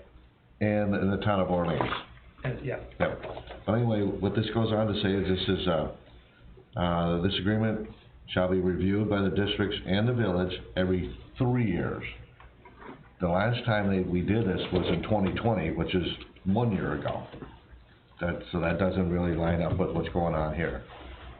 The other thing that they, and it's a billing problem, I guess, is, the village's quarterly billing periods don't line up with the towns, because They're off by a month. Our fiscal year starts in January, their fiscal year starts in what, June? June. Something like that. So they're always off. So in 2020, when we ran into this, we kinda worked it out with them, rather than us having a prorated bill, because it's every quarter, so we'd have 2 months one way, 1 month a different way, which is be a big mess. We worked it out with them that we would start in January, the beginning of our first quarter. And it would be nice if we did the same thing again this time. There's another thing that I've in here that I've always had a long-standing problem with the village anyways, is how they base the rates. It's cost to produce plus 15%, and then there's other mentions in there that cost for distribution and storage. Well, if you ask them, the simple question is, what's your cost to produce? They cannot answer that question. So it would seem to me their cost to produce is what they charge their own customers inside the village, right? It would be nothing, that's how much it would cost, that they're, passing on to their own customers. I think they've gotta add something on to their cost to produce for. Right, well, that's what I mentioned before, the distribution and storage. Say, for example, Otter Street, Water District, the water pressure, the storage basically is driven by the water tank in the village. So the Otter Street Water District would have to pay some portion of their village's cost to provide the pressure for that district. Redwood, on the other hand, has its own water tank, so they provide all their own pressure. They have a pumping station, out on Route 26, so they wouldn't have that. Route 12, same thing. Carnegie Bay doesn't have a water tank, and those kind of things. So then the distribution portion is what the village does is some portion of the cost for the pipe network to bring the water from, the water treatment plant out to the various points of connection out into town, water districts. But, again, it just, like you go through this giant document, and it's just that one phrase, cost to produce plus 15%, and then these two other categories. What ends up happening is they break it out in ways that are a little bit more mystical than that, in my mind. And what's happening also over time, as the town's use of water has increased exponentially, and the village has stayed basically flat. Right now, if you look at this thing, that how much the water they pull out of the river and they treat, they only use 53% of it. And it will not be that much time, and the town will actually use more water than the village. The other situation we have here is there are 5 districts in the town of Alexandria. All of them are newer than the village. So that means all the pipe networks, all the valves, all the hydrants, everything are newer and less susceptible to leakage, failure, all those kind of things. So there's a greater chance of having an issue in the village than in any town. So anything that happens in the village gets passed on to the town water districts. That's another issue altogether. It has nothing to do with, well, kind of somewhat related to this. Yeah. But it's just something, when eventually and I believe the village is kind of looking at having to replace their water tower. That cost will not be shouldered completely by the village. It's going to be passed on to the town water district, not to the town. So, my question is that agreement that you just read the deal about the 3 years, that's signed by all the parties? Yes. The copy that you have there? Yep, I have. Yeah. And they do too. Yeah. Rob's probably got a copy of it as well. Yeah. So the rates go up? Yeah. And they, actually someone up and someone down. But, I mean, the other issue that I kind of have here is the last, in 2020 when we had this rate increase, before they did that, we had a series, I don't know how many, a bunch of meetings. And they first gave us a whole bunch of stuff and said, that's it. And so we kind of looked at it and said, there's a little problem here, no problem, we have a question here, And so then they looked at it, okay, and then they corrected it and said, that's it. But we went back and forth that way for quite a while until we got numbers that actually we could all mutually agree to. This is not happening. Did they give you the basis of the calculation this time, or just the rates? Well, the spreadsheet that they gave us? That spreadsheet, what I did is I took it and I did some reverse engineering so I could come up with the formulas and everything they did. So I can recreate what they did, but it's based on a series of fixed numbers, and those largely, a lot of those are coming from the village's budget, and they're just like a number, $200,000, boom. You don't know where that number came from.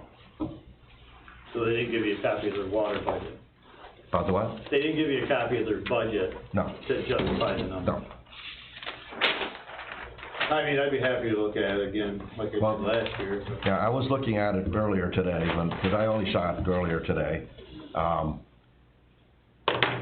Before the concern, Mike's concern of him pulling out that intermunicipal agreement, today, I had an issue. I talked to a couple of village board members and had a brief discussion with a board member that is the water department board member, and the part that I had a problem with is that they sent us a letter on August 11th that told us the billing changes are effective in the November billing cycle.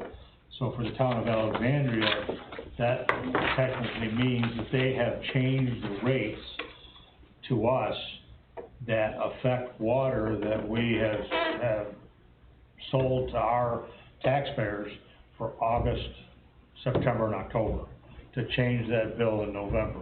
That bill in November reflects August, September, October.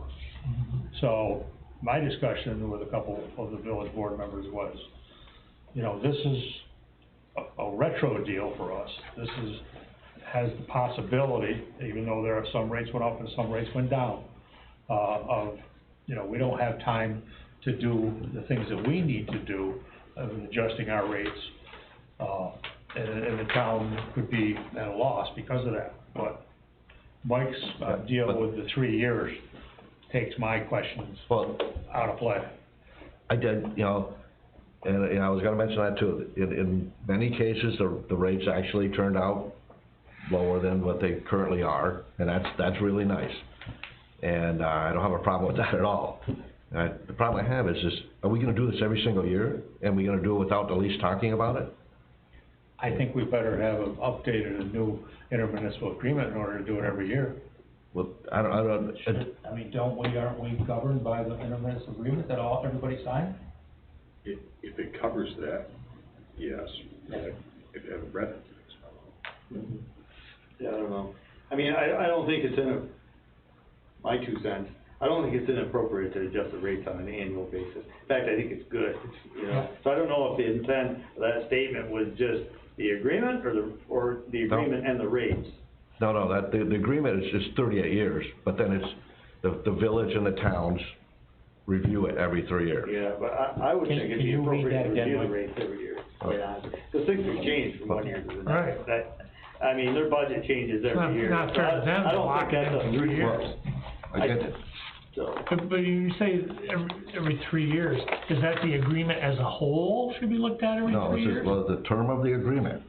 And Right. it says, the term of this agreement shall be 38 years commencing as of the date of the town of Orleans closes on its permanent financing the capital, you know, this is April 2016, so Right. somewhere, But what is the 3-year, then it goes on to say, this agreement shall be reviewed by the districts and the village every 3 years. right, Which so is- that's the agreement. To me, that's the entire document. Well, okay, but, so that means everything in here is subject to reviewed every 3 years, and one of those things is the water rate. Well, with the number of pages you got there, I'm assuming somewhere the rate, Well, because it it doesn't, I can't imagine the village Well, not having the ability to raise their rates every single year. right. Well, they can- Reviewing well- doesn't mean that you're gonna rewrite it every 3 years. well, see, that's, Right, just gonna look at it. Right. Yeah. but, well, right, Not only but, that, well, it says internally, the agreement itself probably doesn't have the actual water rate per thousand in it. no, it No, the doesn't. method of calculation, The only- it's just cost plus The only part that I understood that you just addressed a moment ago was, how do you bill your people if you don't know the rates in advance? So, you know, the unfortunate part of what they've done is they've made rates effective November when maybe they should be January, from what I understand. Why can't they do that? Yeah. Is that a problem for them? I mean, Well, last time, they made it January. Doesn't that say the districts are involved in this too? It says the districts? Yeah, Nobody was there, come on. that's right. well, internally, they That's can, only one district there, right? no, this is, this is, When you're reading. this is the district, no, the districts in the town of Alexandria, and it's Otter Street, Route 12, Orleans, Asking them to move that. out that way. Change to That's what this one Yeah, if refers they to. have increased the rates a little more in January because of that, That's the fine, but at only least issue. we're not asking people to do things retroactively. That's the only issue that I really. I'm saying, Especially after him reading that again and talking about reviewing well, the agreement. I just need to clarify this too, that kind of, Ronnie, this is basically the Route 12 corridor that this particular IMA is referring to. But that being said, is unless they wanna, you know, single out, you know, particular districts, or we're gonna look at the whole thing, which would make more sense. Well, okay, I think that, I But I talked, just, you know, past history is we talked about this. It wasn't just a unilateral, this is what we're doing. Well, the last time, they gave us the budget, we kind of saw what their budget was. We agreed on the method of calculation. We disagreed on a few things and said, well, wait a minute, this shouldn't be a charge, this should be applied to the outside, because this is your problem. And they agreed to that. We took a couple little things out, and then so there was a line item in, of items in the budget that weren't applicable to the town districts, if you remember that. Like reading the meters in the village. Yeah, exactly. Right. It wasn't our fault that they haven't replaced meters. And so they agreed to take those items out. I think, back to your point, we need to do that same thing every year. It doesn't. Just to make sure they aren't I don't know, I mean. buying new pickup trucks that. I mean, we've already gone through it, I don't know why they chose to do this, I mean, it wouldn't seem to me that'd be that big a deal, they obviously have been thinking about it. Why don't we just do You've it? got that sheet there, Rob, and they've got the numbers that they've inputted from their past year's budget, and that's the numbers that we would wanna look at and see what do they consist of. Yeah, let's see what the Just like we budget is. did when we It negotiated. doesn't take that long to do Yeah, that. it's not a big deal. I still come back to the question we had last year, how many points of connection are there to our town? This, Well, not exactly, there's points of connection from coming out of the village is Carnegie Bay, Edgewood, Redwood, and Otter Street, only 4. Right. so there could be different charges to each point of connection. Correct, of which there is. Yep, and we reviewed those, and the cost to produce plus 50%, the cost to produce is different if you use their tank or not, and those sorts of things, depending on what the district is, so it's all pretty, Well, it's pretty easy. it's broke, you know, the storage, like water tower and distribution, like all the pipe network, that's separate from the cost to produce. Cost to produce is pulling the water out, pulling the water out of the river, treating it, make it potable, and then whatever that costs you, whatever it takes to do that, and then you add 15%. So it would seem to me, with that, when you pull the water out, you treat it, make it drinkable, that's how much they're charging their users. Right? Well, they've got it on their spreadsheet. I don't But understand that's, why they just. no, they don't show theirs. 20% of the inside user. Look for the village rate. rate. Yeah, it does. Well, The capital and O&M might be. that would be detrimental to. They show our rates. It's probably great, but I'm just saying, like, village water use, I understand that. 53.99%. No, what's the rate? I'm not saying the rate, I'm saying how much, Every year, but. they have $248,000 for treatment, which would be cost to produce, correct? I don't know. They break out treatment, storage, I know. distribution.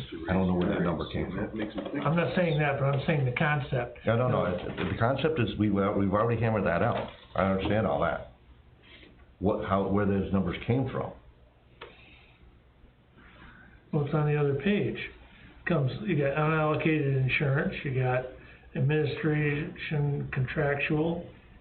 It's all breaks out to $248,386. Then you come over here and they break that number out according to the percentage of the water that you use. So if you use 10% of the total water, you pay for 10% of that total expense. So I guess the only question would be, these numbers over here, like say, workers' compensation, okay, if that goes up, it's gonna affect the water rate. I understand that. You know, all these things, electricity, But, for example, there isn't very much detail there. This is just one that always bothered me, that, you know, when you get into the minutia, when we last looked at, got the actual budget, broke it out, they had postage, was it like $1,200? And so, you might think, okay, post $1,200. We have 5 districts that they bill us 4 times a year each one, that's 20 stamps. A stamp, let's just say a stamp is $1, that's $20, that's not $1,200.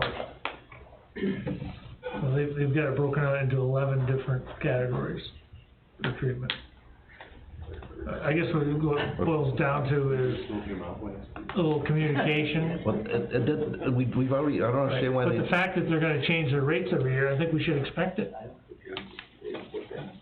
I mean, well, So do you want? two of these went down. So do you want to? I have no problem with that. Do you wanna ask if they'll some of them will sit down with us and go over those numbers? Well, one thing I thought we were talking about at a prior meeting is to try to sync up our meter readings and stuff. Yeah. And so it's a question of, they sync them up with us, or we sync up with them? Yeah. I mean, they're the producer. It would seem like we should probably sync ours up with them. So we change, not them. Right. which we definitely talked about that, because of a lot of the things that Mike and we've come across in the billing and the numbers, we really need to do that. Well, that would make a lot of sense, either they And change or we change has change. gotta be on our end, and So when you say November billing, that's October 31st is the end, so that means they've got November, December, January is a quarter for them, February, March, and April is also a quarter for them. Okay. But see, ours is like January, April, No, ours is a normal quarterly. yep. So Jamie, when you read a master meter at the end of a quarter, So, right, when I read the master meters, when do you read the master meters? it's usually on the, so I would read it like January 2nd, Okay. within that week. Yep. And then read all the individual meters also, Yes. okay? So when I read them, the master meters on a billing cycle, I take a picture of it. I copy the picture, I send it to, Pat, who's in charge of the village. Yeah, So our reading should be identical. right, but they don't bill us based on a January 1st, from what I'm hearing. If it's a November billing, that's what I'm trying to understand, is it a November 30th bill? No, they Is it- use them photos to do our billing. So I guess I don't understand the November billing, because if we're calendar year, that means the end of September is, you're gonna be reading a meter the first week of October. Yes. That would be the end of 9 months Yes. of a normal calendar quarter. Yep. And then you send them a picture of that and everything, but I guess I don't understand what the November, this is gonna be good for the November billing. That tells me that they're not synced. Well, That tells me it includes the month of October. the problem the village has is they go out and manually read every one of their meters. Yep, So, and that takes them 3 weeks. okay, So if he starts the first week in January, by the time he gets them all done, it's in February, before they actually bill the customer. right, but if they're billing us, it sounds like they're gonna bill us in November. The letter said something to that Like I effect. said, Rate changes for the November billing cycle. I think we have to look at what they This is have an been example billing of what us. he says. We have- I understand, I get that. Because we have bills in the files, and look at what they have been billing us, and we need to sit down with them and make sure that we're doing it the same, and if we have to Right. adapt or change ours or prorate ours for the period that we sync with them, then that's what we need. Well, to if do. they're gonna bill us, like, say, as of, October or November or say October 31st, instead of September 30th, I personally think we should change our quarter to end when their quarter Yep. ends. I agree. And it'll be a one-time adjustment. Yep. You might have a 2-month bill or a 1-month bill. So, I mean, they might send the bills out a month later, but are they doing the reads off the picture that I took? This is what we're gonna find out. Yeah. So, Yep, exactly. I don't know what more we can do. Okay, well, I'll talk to the mayor and some board members and see if we can sit down and talk to them about, first of all, syncing this. I mean, my point is not to get into a fight. My point is, we've done it a certain way in the past, why aren't we doing it again? Yep. Okay. Updated fire protection agreement.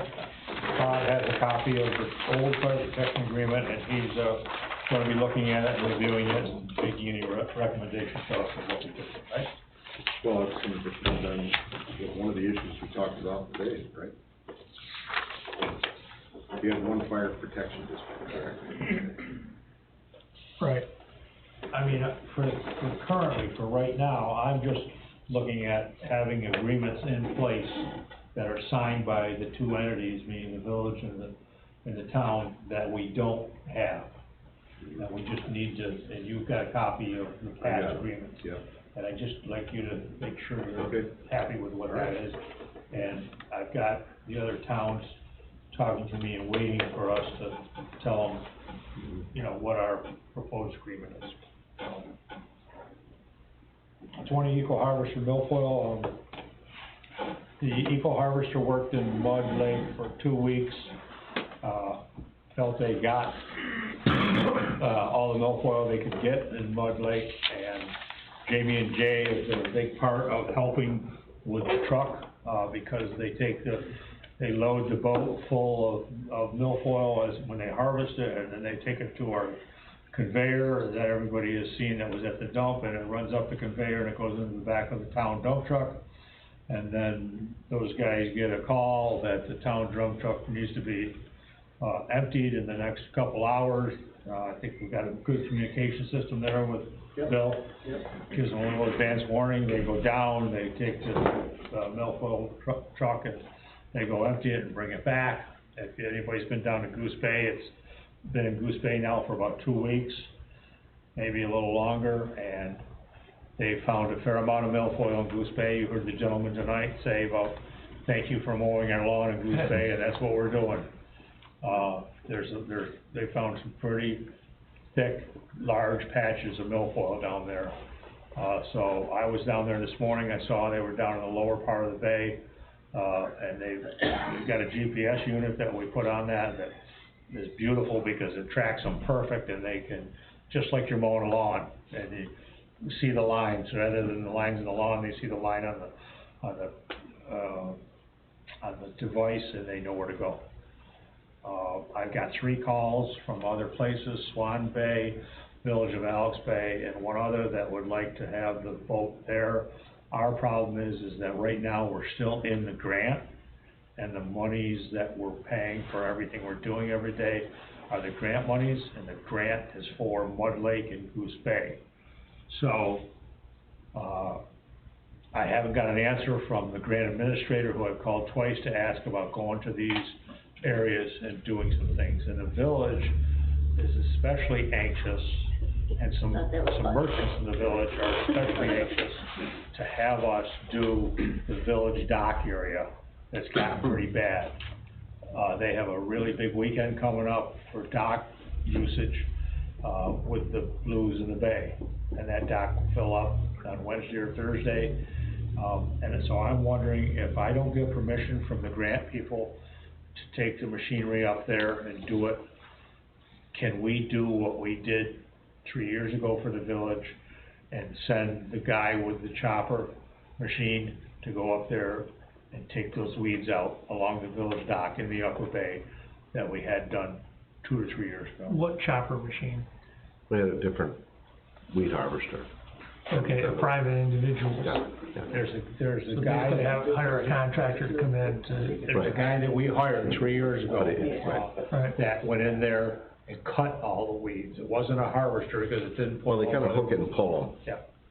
And he cut all the weeds. And like I said, I've had a bunch of merchants and people from the village talk to me about it. And we did it before, it'd be nice to do it again. We're currently paying Costs us somebody, about $800. we're currently paying somebody to operate ours. Yes. We're gonna get to a point where our own people can run it, right? That's a sticky situation because of insurance. We've talked to our insurance company. Okay. They don't like the machine without having training done, so that means we need to train people. And we sure as heck can't train Jamie and Jay, because they're already doing enough things. Okay, my point is. So do we hire new people Yeah, to we- operate this machine? What I'm gonna propose that we do at budget time is I'm gonna propose that we put X amount of dollars in our budget and hire this gentleman who has one of those machines and operates in other lakes, and hire him for 6 weeks a year to come with his person under his insurance and do it. Okay, that'd be like mowing cemeteries, I guess. It'd be like what? Mowing cemeteries, we pay for that. Yep, yes. Okay, the other thing too is, I think you were telling me the other day, when we first were talking about this, there was a question on being able to get rid of the milfoil, and I guess that kinda disappeared. Yeah, that definitely disappeared. People Everybody- actually, Everybody wants it. amazing. Yeah. It's amazing. It's a phenomenal nutrient. So where does it get dumped? Down Goose Bay, they were taking, different people along the shore were taking it and putting it in their gardens and chopping it up. I mean, they dump it in a certain place and people just come get Jimmy, it? you've been, Well, they were just pulling it up to whoever wanted it up to their shoreline. Yeah. And dumping it, and then they would take care of it. We got a spot over in Redwood that we dump it, and yeah. it disappears. Yeah, people been over asking, what, They're can we have dumping some? it, they're dumping it in some of our land over in Redwood by the sewer plant. So we leave a unattended, locked dump truck at a location where they can access it to fill it, in other words, They're moving that truck, from what I see, I mean, during the 4 days of the week that they're doing it, the truck is parked on the side of the ramp, Yeah. unattended, locked, Yeah. with the elevator going into the back of it. right. So when they you just- say dump truck, you're not talking about a dump truck, right? You're talking about that 1 ton, No, Tandem. tandem dump truck. okay, well, like from the highway department? Yes. Okay, okay, A real old one that is the okay. the oldest one over there, right? That they don't use. Okay. It's kind of a spare. Okay, just want to understand, okay. So Okay. do you need a motion to, if you can't get permission? Yes, I do. Yeah, Yeah. I've had, a lot of downtown workers, Butch, Rife, Snyder, and a bunch of other people that have business down there asking me for 2 weeks. And I've been pursuing the situation with Erica Towser, and I don't think that she's gonna tell me you can take that boat up there and do it. Not only that, but it'll be pretty complicated to do it with that boat, because then we'd have to take the elevator up there, and we'd have to do the deal at the end of the street, which, down the road, we can organize that, we can work with the village, and we can do that. It'd be a lot easier to just hire, Steve Spafford, With his, to do it like he did before. So I need a motion to allow me to have him come up and cut the weeds. I'll make that. Motion by Ron, second by John. All those in favor, any discussion? All those in favor signify by saying aye. Aye. All those opposed, none. So is that a motion to allow that gentleman, Steve Stafford? Yep. Stafford? this is the same guy, same boat, same that did the Upper James Street, You and I were down there. okay. Yep, same deal. Not John, operating hours. You get a hold of him, tell him we need him. Yeah. Well, let me give you a ring. Rob, did you take a look at that grant easement? Yeah, you gotta sign it. Okay. So you signed the agreement, if you want Bob to sign it to look at, you can. You signed the agreement, a couple months ago, and then this is the actual grant of easement. Evidently you had to sign the agreement to sign the easement before they sent you the easement. This is the easement. So it's gotta be notarized. So I need a resolution to allow a supervisor to sign a grant of easement for What New York is State that? Office of Parks and Recreation and Historic Preservation. So the state owns the old road bed. Is this the Randall property we're talking about still, or? No, this is, so we got an easement for the water line. This is on this side of Beavers, okay? The old road, the state owns a chunk of land right next to the old Beavers, next to the natural. Yep. And the water line runs up on the rock cut. We couldn't put the water line next to the road because it's a rock cut there. Yep. So we ran it up and over the water. Well, we want to run the sewer up and over that too. It's the same easement for the water as the sewer. They just gotta have a separate easement for both. And they say that you owe $2,500 for an appraisal fee, see attached invoice, but there's no invoice. So I'd sign it and send it back. Remember, we talked about that before. They wanted $140 for the filing fee or something, and then $2,500 for an appraisal fee. Invoice attached, but there's no invoice there, so. So you just wanna sign it and I'd sign notarize it, send it back. Yeah. See if they'll send us a bill. So I need a motion to give me permission to So sign. Brian Motion by Ron, second Yeah, by okay. Mike, any Do you need discussion? copies of All those it? in favor signify by saying aye. Well, Aye. You can give me a copy. Government. Okay, determine the vice rental rates and arena opening date. 22. You guys got papers in front of you, for 22? I don't know where mine are. Well, I think what I should do is I should pass this around, make copies of this and email this to everybody so they can take a look at the rates. We have ACS, we have TIU hockey, we have ABA figure skating, we have Canton Steel, we have ACS girls hockey, Watertown hockey, adult leagues. And we have rates of, we gave a special rate to ACS last year for $50 an hour. TIU hockey pays $80, Alex Bay figure skating pays $80, Canton Steel pays $80, ACS girls hockey pays $100, Watertown hockey pays $80. Adult leagues pay $112.50.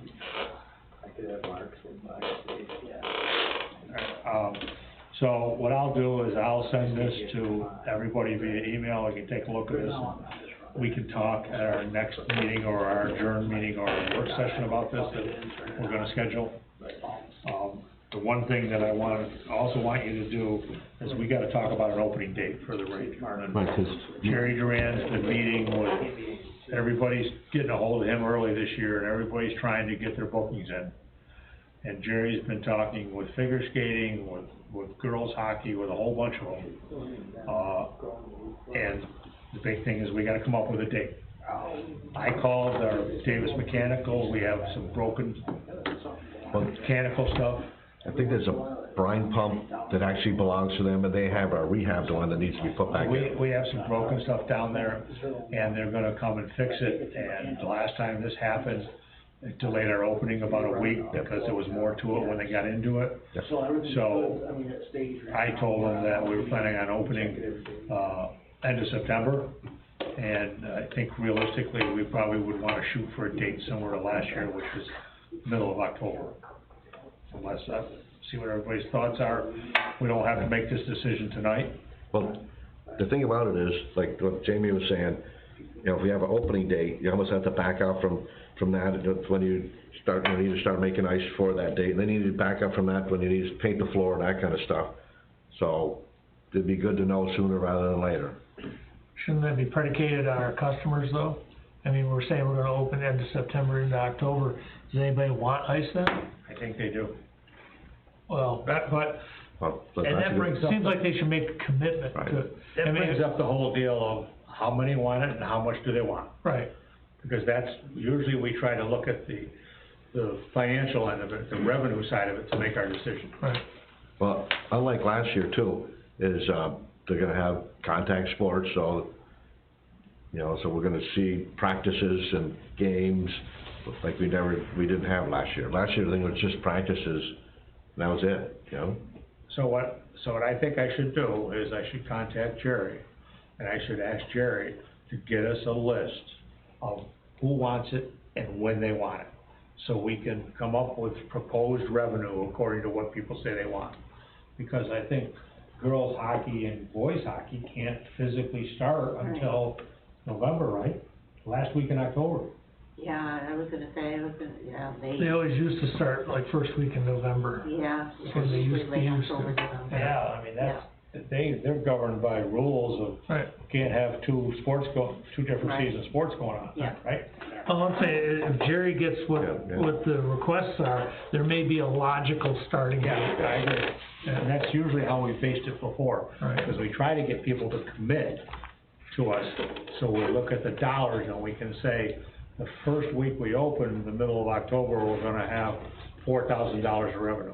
Right. If we're only gonna have $2,000 of revenue, we need to think about it. Because we will have an electric bill, whether they come or not. And again, it's that demand meter, you know. So we need to line it up with our, as crazy as that is, line it up with the meter readings also. Yep. Okay, well, I'll work with Jerry on that. I know Jerry's been contacted at least 3 times by 3 different groups in the last 2 weeks. Right. That are starting to come up with dates and times. And he actually has 2 new customers too, other hockey groups from not this area that want ice time, so maybe it'll work out, that it makes sense for us. explanation of misbilling found by the Water and Sewer Committee, 23. So, Jamie and Jay were doing their review of bills, am I right? You guys were doing your review of bills. We were actually signing bills. And they looked at a water bill for the Route 12 pumping station. And they said, there's no water meter there. And the water. No water meter because there's no water hookup, right? It's just a pump. Right. It's hooked up, I just No go sink. through the building. Well, how it actually is, you guys went to the combined sewer district meeting, and they were talking about how they pay bills and stuff. And I was always under the understanding that, you know, because it was in the town of Alexandria, we just paid the bill and it come out of the, you know, that sewer district. But then, you know, then with us talking, you know, Orleans pays all the bills. So when I seen the bill, I asked the question, well, shouldn't Orleans be paying that? So, but the location on the bill, the parcel number and the location was the pump station. Which is incorrect. Right. Okay. Right. Because we looked at that. That's So actually the sewage treatment plant. that bill was supposed to be servicing was the pump station on Route 12. Yes. And that's when I called you and asked you to go to this joint sewer plant and tell me what the meter ID number was. Yes. He gives me the meter ID number, we look at the bill, it matches the bill. So it's just the meter was in the wrong place as far as the billing was concerned. It was really the meter up there. Long story short, the town of Alexandria, Route 12 Water District, has paid that water bill since 2016, when it should have been paid by the joint sewer district. The joint sewer district has electric and has other expenses up there. And as Rob knows, and as I talked to Kevin Rarick about, all those bills are paid out of a joint account that we all are responsible for according to how many EDUs we have proportionally, correct?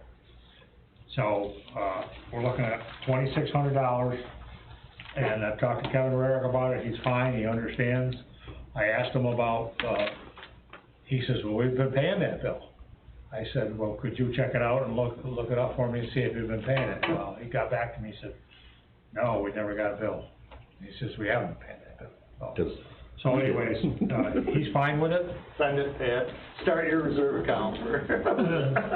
No, it's good, all good. Start your equipment reserve. So he's gonna pay that. Schedule adjourned meeting. Before we get into that, we spoke a little bit about VRBO, Airbnbs, and it's not unique to our area. And most areas that have our kind of amenities, rivers, lakes, things like that, are very attractive for these Airbnb and VRBOs.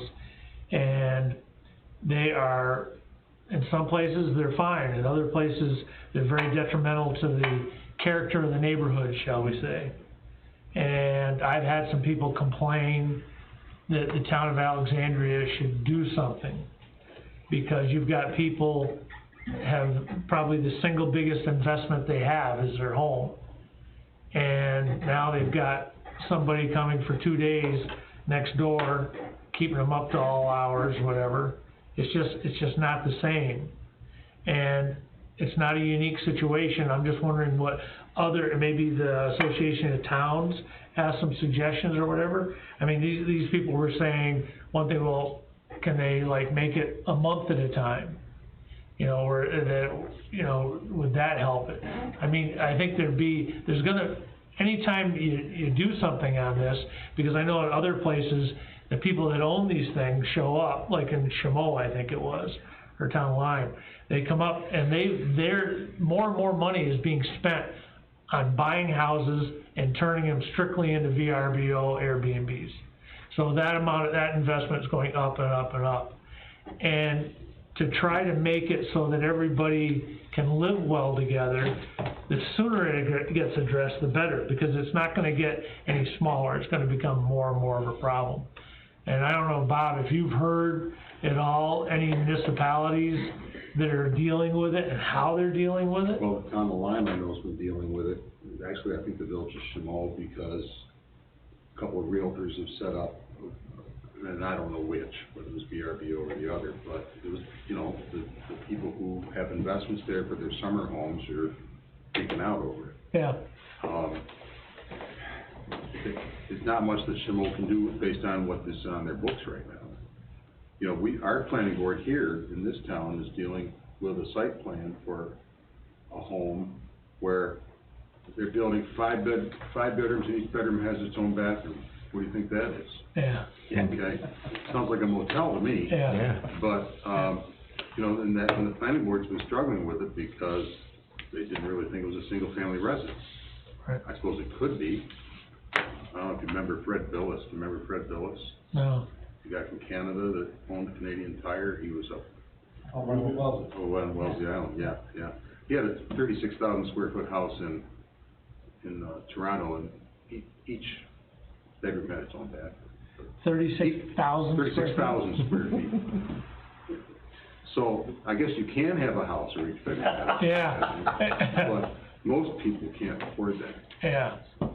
Isn't there also a concern about like bed tax? I mean, they're not paying a bed tax, right? Right. Well, that's another, That's been looked into because, St. Lawrence County Airbnb is collecting. Oh, good, that's Yeah. good, yeah. But Jefferson County, the law, the enabling law does not address Okay. that. So, But Airbnb doesn't have any problem collecting it and turning it right over to Okay. municipality, yeah. so what I know about this deal is I've gotten quite a few phone calls in the last year or two about people that are the only resident in the neighborhood that lives in their own house, and the houses on all sides of them and the houses on the road are all rented for the weekend, for the week, and so on and so forth, as Ronnie was saying. And over on Wellesley Island, we have two areas that have, Russell Road, I think it's called, has 8 houses on the road, and 7 of them are VRBOs. And the 8th one is a couple that lives there, and they have the houses on all sides of them rented for the weekend, and they're 4-bedroom, and they got 4 couples that have 4 vehicles and 2 or 3 boats, and the vehicles and the trailers and the boats are all parked there. And they come up for the weekend, and they party, and they're up till 3 o'clock in the morning, because they only got 2 or 3 days off, and they keep everybody awake. So anyways, that's the deal, and Bob brought it up, what happened in Chameau, and I don't know if anybody followed it, but the way that I think we should address this thing, and it's gonna be a long task, is the planning board looks at these things, and we need to develop regulations. It's a zoning issue, isn't it? It's a zoning issue. Yeah, it's not covered by our current zoning law. The Right. closest we could come was a motel. Right. So, Because they wanted an extra large driveway and all that sort of stuff. so what they did in Chameau is, that's what they did. I don't know if I'm correct in saying Chameau. It was in the paper, it was on the news. The news showed a picture of the meeting, a live picture of the meeting where the people were at, and it was almost a riot, okay? And so the planning board, or whatever, developed all these regulations. And they worked on it for a year, they said. And they developed all these regulations, and boom, they brought them forward, and man, the people went nuts. Oh, the people bought these houses. Right. They've been for investments. And they went nuts. So all the planning board hid behind the table and said, well, we're gonna reconsider. So they went and reconsidered. They redid everything. They brought it forward again. They went nuts. The other people went nuts. And right now, I've heard nothing. That was 6 months ago. So, and as Ronnie said, and I know an unbelievable amount of people that are buying very expensive homes, and they don't even move in them. They rent them. Yeah. I mean, we got I'm gonna buy 3 houses that I know of in Alexandria Bay that are on that way side I'll be able to streets control half it. that are VRBOs that people are renting for 2 nights on a weekend in February. What are you doing in Alex Bay in February? Drink. So it's a big deal. It's gonna be a long process. But I think we need to task our zoning people with it. and Unless you give guys them, wanna tackle it. and give them access to Association of Towns or something. This is a common problem. Yeah. And somebody's gotta be farther down the road than we are. Yeah. We're not down the road at The all. other thing, as far as- it's only gonna get bigger. Yeah. It's only one direction. Right, and the longer it goes on, the more people you've got that are investing money. Oh. And in the meantime, you've got people, it's not fair to the people that have lived there for years and years and years, and now they can't sleep on weekends. So I'm gonna talk about a guy, a business in town that's buying houses every week in this town. And he's buying houseboats every other week in this town and docking them at docks. And I see those houses, and one of them is down by a boat ramp that I use quite a bit. And I see Fridays, the cars pull up and the suitcases come out. And the same thing with these houseboats, and it's just, and these people are buying houses like left and right, just like that, to do that. So their motel fills up, and guess what, I got this house over here, or I got this house Because here. there's no regulations, there's Yeah. nothing, they can do whatever And they it's want. just, you know, It's pushing a lot of people to these little lakes too. And these little camps that are stuffed on these lakes all over, and then normally these camps were used, month a year or something. the Butterfield Lake And Road with the sewer system. Septic, that can't handle this party every weekend, you Yeah, know? 10 people taking a shower in the morning and the toilets and. It's causing issues, a lot of these little lakes. So I'll write an John, you're email. gonna be busy. I'm, doing a job on Millside Lake, and I had 3 people this week going out there, their leach field's expanded. Yeah. Of course, it's been wet July too. Yeah, but Yeah, it's ugly. But can we, I'll write a letter to the Ask Association our- of Towns, yeah, and I'll copy you guys on it, and ask if they have any draft, yeah. so, I mean, Bob, do you have any idea where to go? No, I mean, there's some New York zoning and planning commissions and stuff like that. I wonder if the county planning guy might have any ideas. Be worth a call. So, I think I should Well, we go to have a- Association of Towns, I think I should We go have to a zoning board, planning. planning board, check And I them think out. I should find out, was that Chameau or 3 Mile Bay or whatever the head they did, because they worked and they created all kinds of regulations. I don't know, I represented a doctor down there who was one of the people who was upset by it. And, Might have a lynch mob coming. Yeah. So, At least you can do is tax them. Is the county changing the law to be able to charge them a vet tax? They're looking into it, yeah. Because I'm on the TI council, and we've contracted with a company that actually, they give us a monthly report on how many units, which in this case, they're houses, that are available, and they've broken it out by Fort Drum area, county as a whole, the St. Lawrence River area, inland lakes, they've got the actual dollars and cents. I'm not sure exactly how they get that, but Airbnb, VRBO, and then one other one. So they've got actual numbers on what's being missed, so to speak. And it's like this, as far as more and more coming online, charging more and more. These are not inexpensive. So is there so the bed tax is based on percentage, 3%. 3% of the Yeah. rental price, so it's gonna be a greater revenue stream than a typical motel room that's $150. These places are going for big money. $500 a night or Right. something, And right? I don't know if you get it, because with the motel business, we also charge 8% sales tax. And they don't charge sales tax. I think a lot of them are flying under the radar. So I know. I wonder how many of them are reporting the income on their income tax. Yeah, probably none of them. Yeah. very few. Pretty sure the IRS will be on VRBO, they'll figure that out pretty Yeah. quick. So I know 3 or 4 in St. Lawrence County that are doing the VRBO, and the VRBO, which is kinda interesting, VRBO is collecting the bed tax.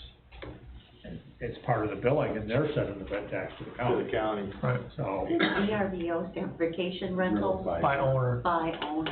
yeah. and then there's Airbnb, I mean, there's a bunch of these things. A bunch of them, so you almost gotta catch all these services. Yeah. Yeah. And then you get some that they'll do Airbnb for a while, and they develop a client list, and then they drop Airbnb. So it's And then still they do it going on, it's themselves. still going That's on, tricky, yeah. but they're dealing direct, they're cutting Airbnb out of it, because there's fees involved Gotcha. with Airbnb. Well, a lot of realtors do it too, right? Yeah, it's not unusual for realtors to. To handle rentals. But that usually is more like on a weekly or monthly basis. In the past, it used to be. Because a realtor, there's a lot of monkeying around with cleaning it after the people leave, linens and stuff like that. And, yeah. But anyway, it's an issue on quality of life for the permanent residents, and it's not a positive situation. So, I'll reach out to 2 or 3, see what I can find, and I'll talk to Norris and Ron and tell them that. Well, we have a planning board and a zoning board, have them start thinking about this. Yep. And then think of the ghost town you create in those winter times. Yeah. Because they're not coming in the winter. Yeah. So then the village is really dead. Yeah. The other thing, because I've heard in Lake Placid, the other thing it does, it drives the cost of a typical single-family home up, and the housing stock, the permanent housing stock, is actually going down, even though the same number of buildings are Drives there. people out of town, yeah. Yeah, it does. Yeah, because, there's less homes. Yeah. Homes, yeah. Real homes. Yeah. Yeah. Okay. No. Anyway. Yeah, it's an interesting problem. Yeah. What's everybody wanna do for adjourned meeting / workshop? Sandy's told us, I think, that Wednesdays are not good for her, or actually it's Wednesday morning are not good for her, but we gotta start scheduling them, and I think we gotta schedule. The budget workshop, I think we gotta schedule them every week. yeah. But kind of what we did last year, didn't we? Yeah. Yeah. And as far as time of the day, do we wanna do 9 o'clock in the morning, or do we wanna do 1 o'clock in the afternoon, or what's? I'd rather do during the day as opposed to night. Oh, I agree. Yeah. I think we're all good with during the day. Yeah. 9 would be good for me, Huh? even though we do 8 on. Early in the morning is good Yeah. if you want me there. 9 I o'clock. mean, well, you schedule something for Oh. 10 and have the day's half gone. Well, what time does Nicole come in? 8 o'clock. Okay, so it's something after 8, Yeah. You wanna say 8 8:30? o'clock's fine. okay? But What can time? 8 o'clock is fine. Okay. not Mondays or Fridays. So you wanna say right now, Tuesdays and Thursdays at 8 o'clock? Tuesdays and Thursdays? I thought we were talking about 110. So you can start on Fridays to Sandy start just with? texted me 8 or, Friday. Sandy just texted me 8 or 9 on Fridays. Sandy's saying that. That's what she just texted me. Okay, I'll go with what Sandy said. Huh? Okay. 8 o'clock on Fridays is fine with me. But we need to put a time limit on it too, so that, it's like 8 to 11, and then we know that we're out of there no matter where we're at. Something like, or 8 to You noon. all know how long this takes us and what Right. these meetings are. Well, we should, So I think what we might wanna do, I mean, the budget, we can just kind of break it up in chunks, we don't have to look at a whole. Not only that, but let's do similar to what we do with the union negotiations. Let's do 8 o'clock on Fridays, where it's all of us. And then, I don't have a problem with myself and somebody else, 2 people doing other sections during the day, and then bring it to the joint meeting on Fridays. So you want to do like Fridays for the next 2 or 3 weeks? Yep. Okay. And then I don't have a problem with picking 1 or 2 other days a week that we alternate between us, except for me, I'll be there every time, and do portions of it, and then bring it to the Friday deal, like we do with the union negotiations. Okay, so these are budget workshops, so they don't need to be advertised as public meetings, or, 'cause we're not, You can have a work session, you just have to let people know you're meeting. okay. How do we go about telling when we're meeting? Just call them, let us know. Yeah, Let who, the media? Let the media know. I mean, you're not taking any action. No. You're not voting on anything, so it's Right. just a work session. Oh, that's true too. Okay, so let's set it up, we'll set it up for 8 o'clock on Fridays for the next 3 weeks. Starting this Friday or starting next Friday? This coming Friday? This coming Friday is November 3.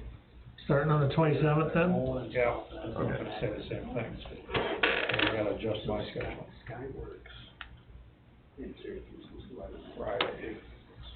It's at what time now? It'll be at 8. 8? I got a meeting this Friday at the Redwood Sewer Plant. So we'll start next Friday. 27th. And we'll go for 3 weeks at 8 AM. Did you wanna put a cap on it, like Ron was saying? Did you wanna do like an 8 to 11, or? I think we gotta, otherwise, Well, that's the way, so we can plan the rest of our days too, you know? Oh, yeah. So we can get something else done. yep, Yeah. I'm fine with that. 11 o'clock, start with, we can see how it goes. Yep. And we don't do a motion, there's nothing for it, we just gotta notify you. Just notify me? Right? Yep, that's it. I don't have anything else except for executive session for contract negotiations and employee employment. Depending on what we do on employee employment history, we may have to come out of executive session to take action. Learning well, aren't I? If you do, make sure you write that down, Oh, okay? yeah. Okay. So I need a motion? To adjourn the meeting? Or what? Or to set, this, Yeah. During this meeting, go into executive session, right? To discuss the collective bargaining and the employment history of a particular person. yes, what he said. Yep. Whatever. Second by John. Any discussion? All those in favor? Aye. And I have that easement, so we can sign that tomorrow and get that all done.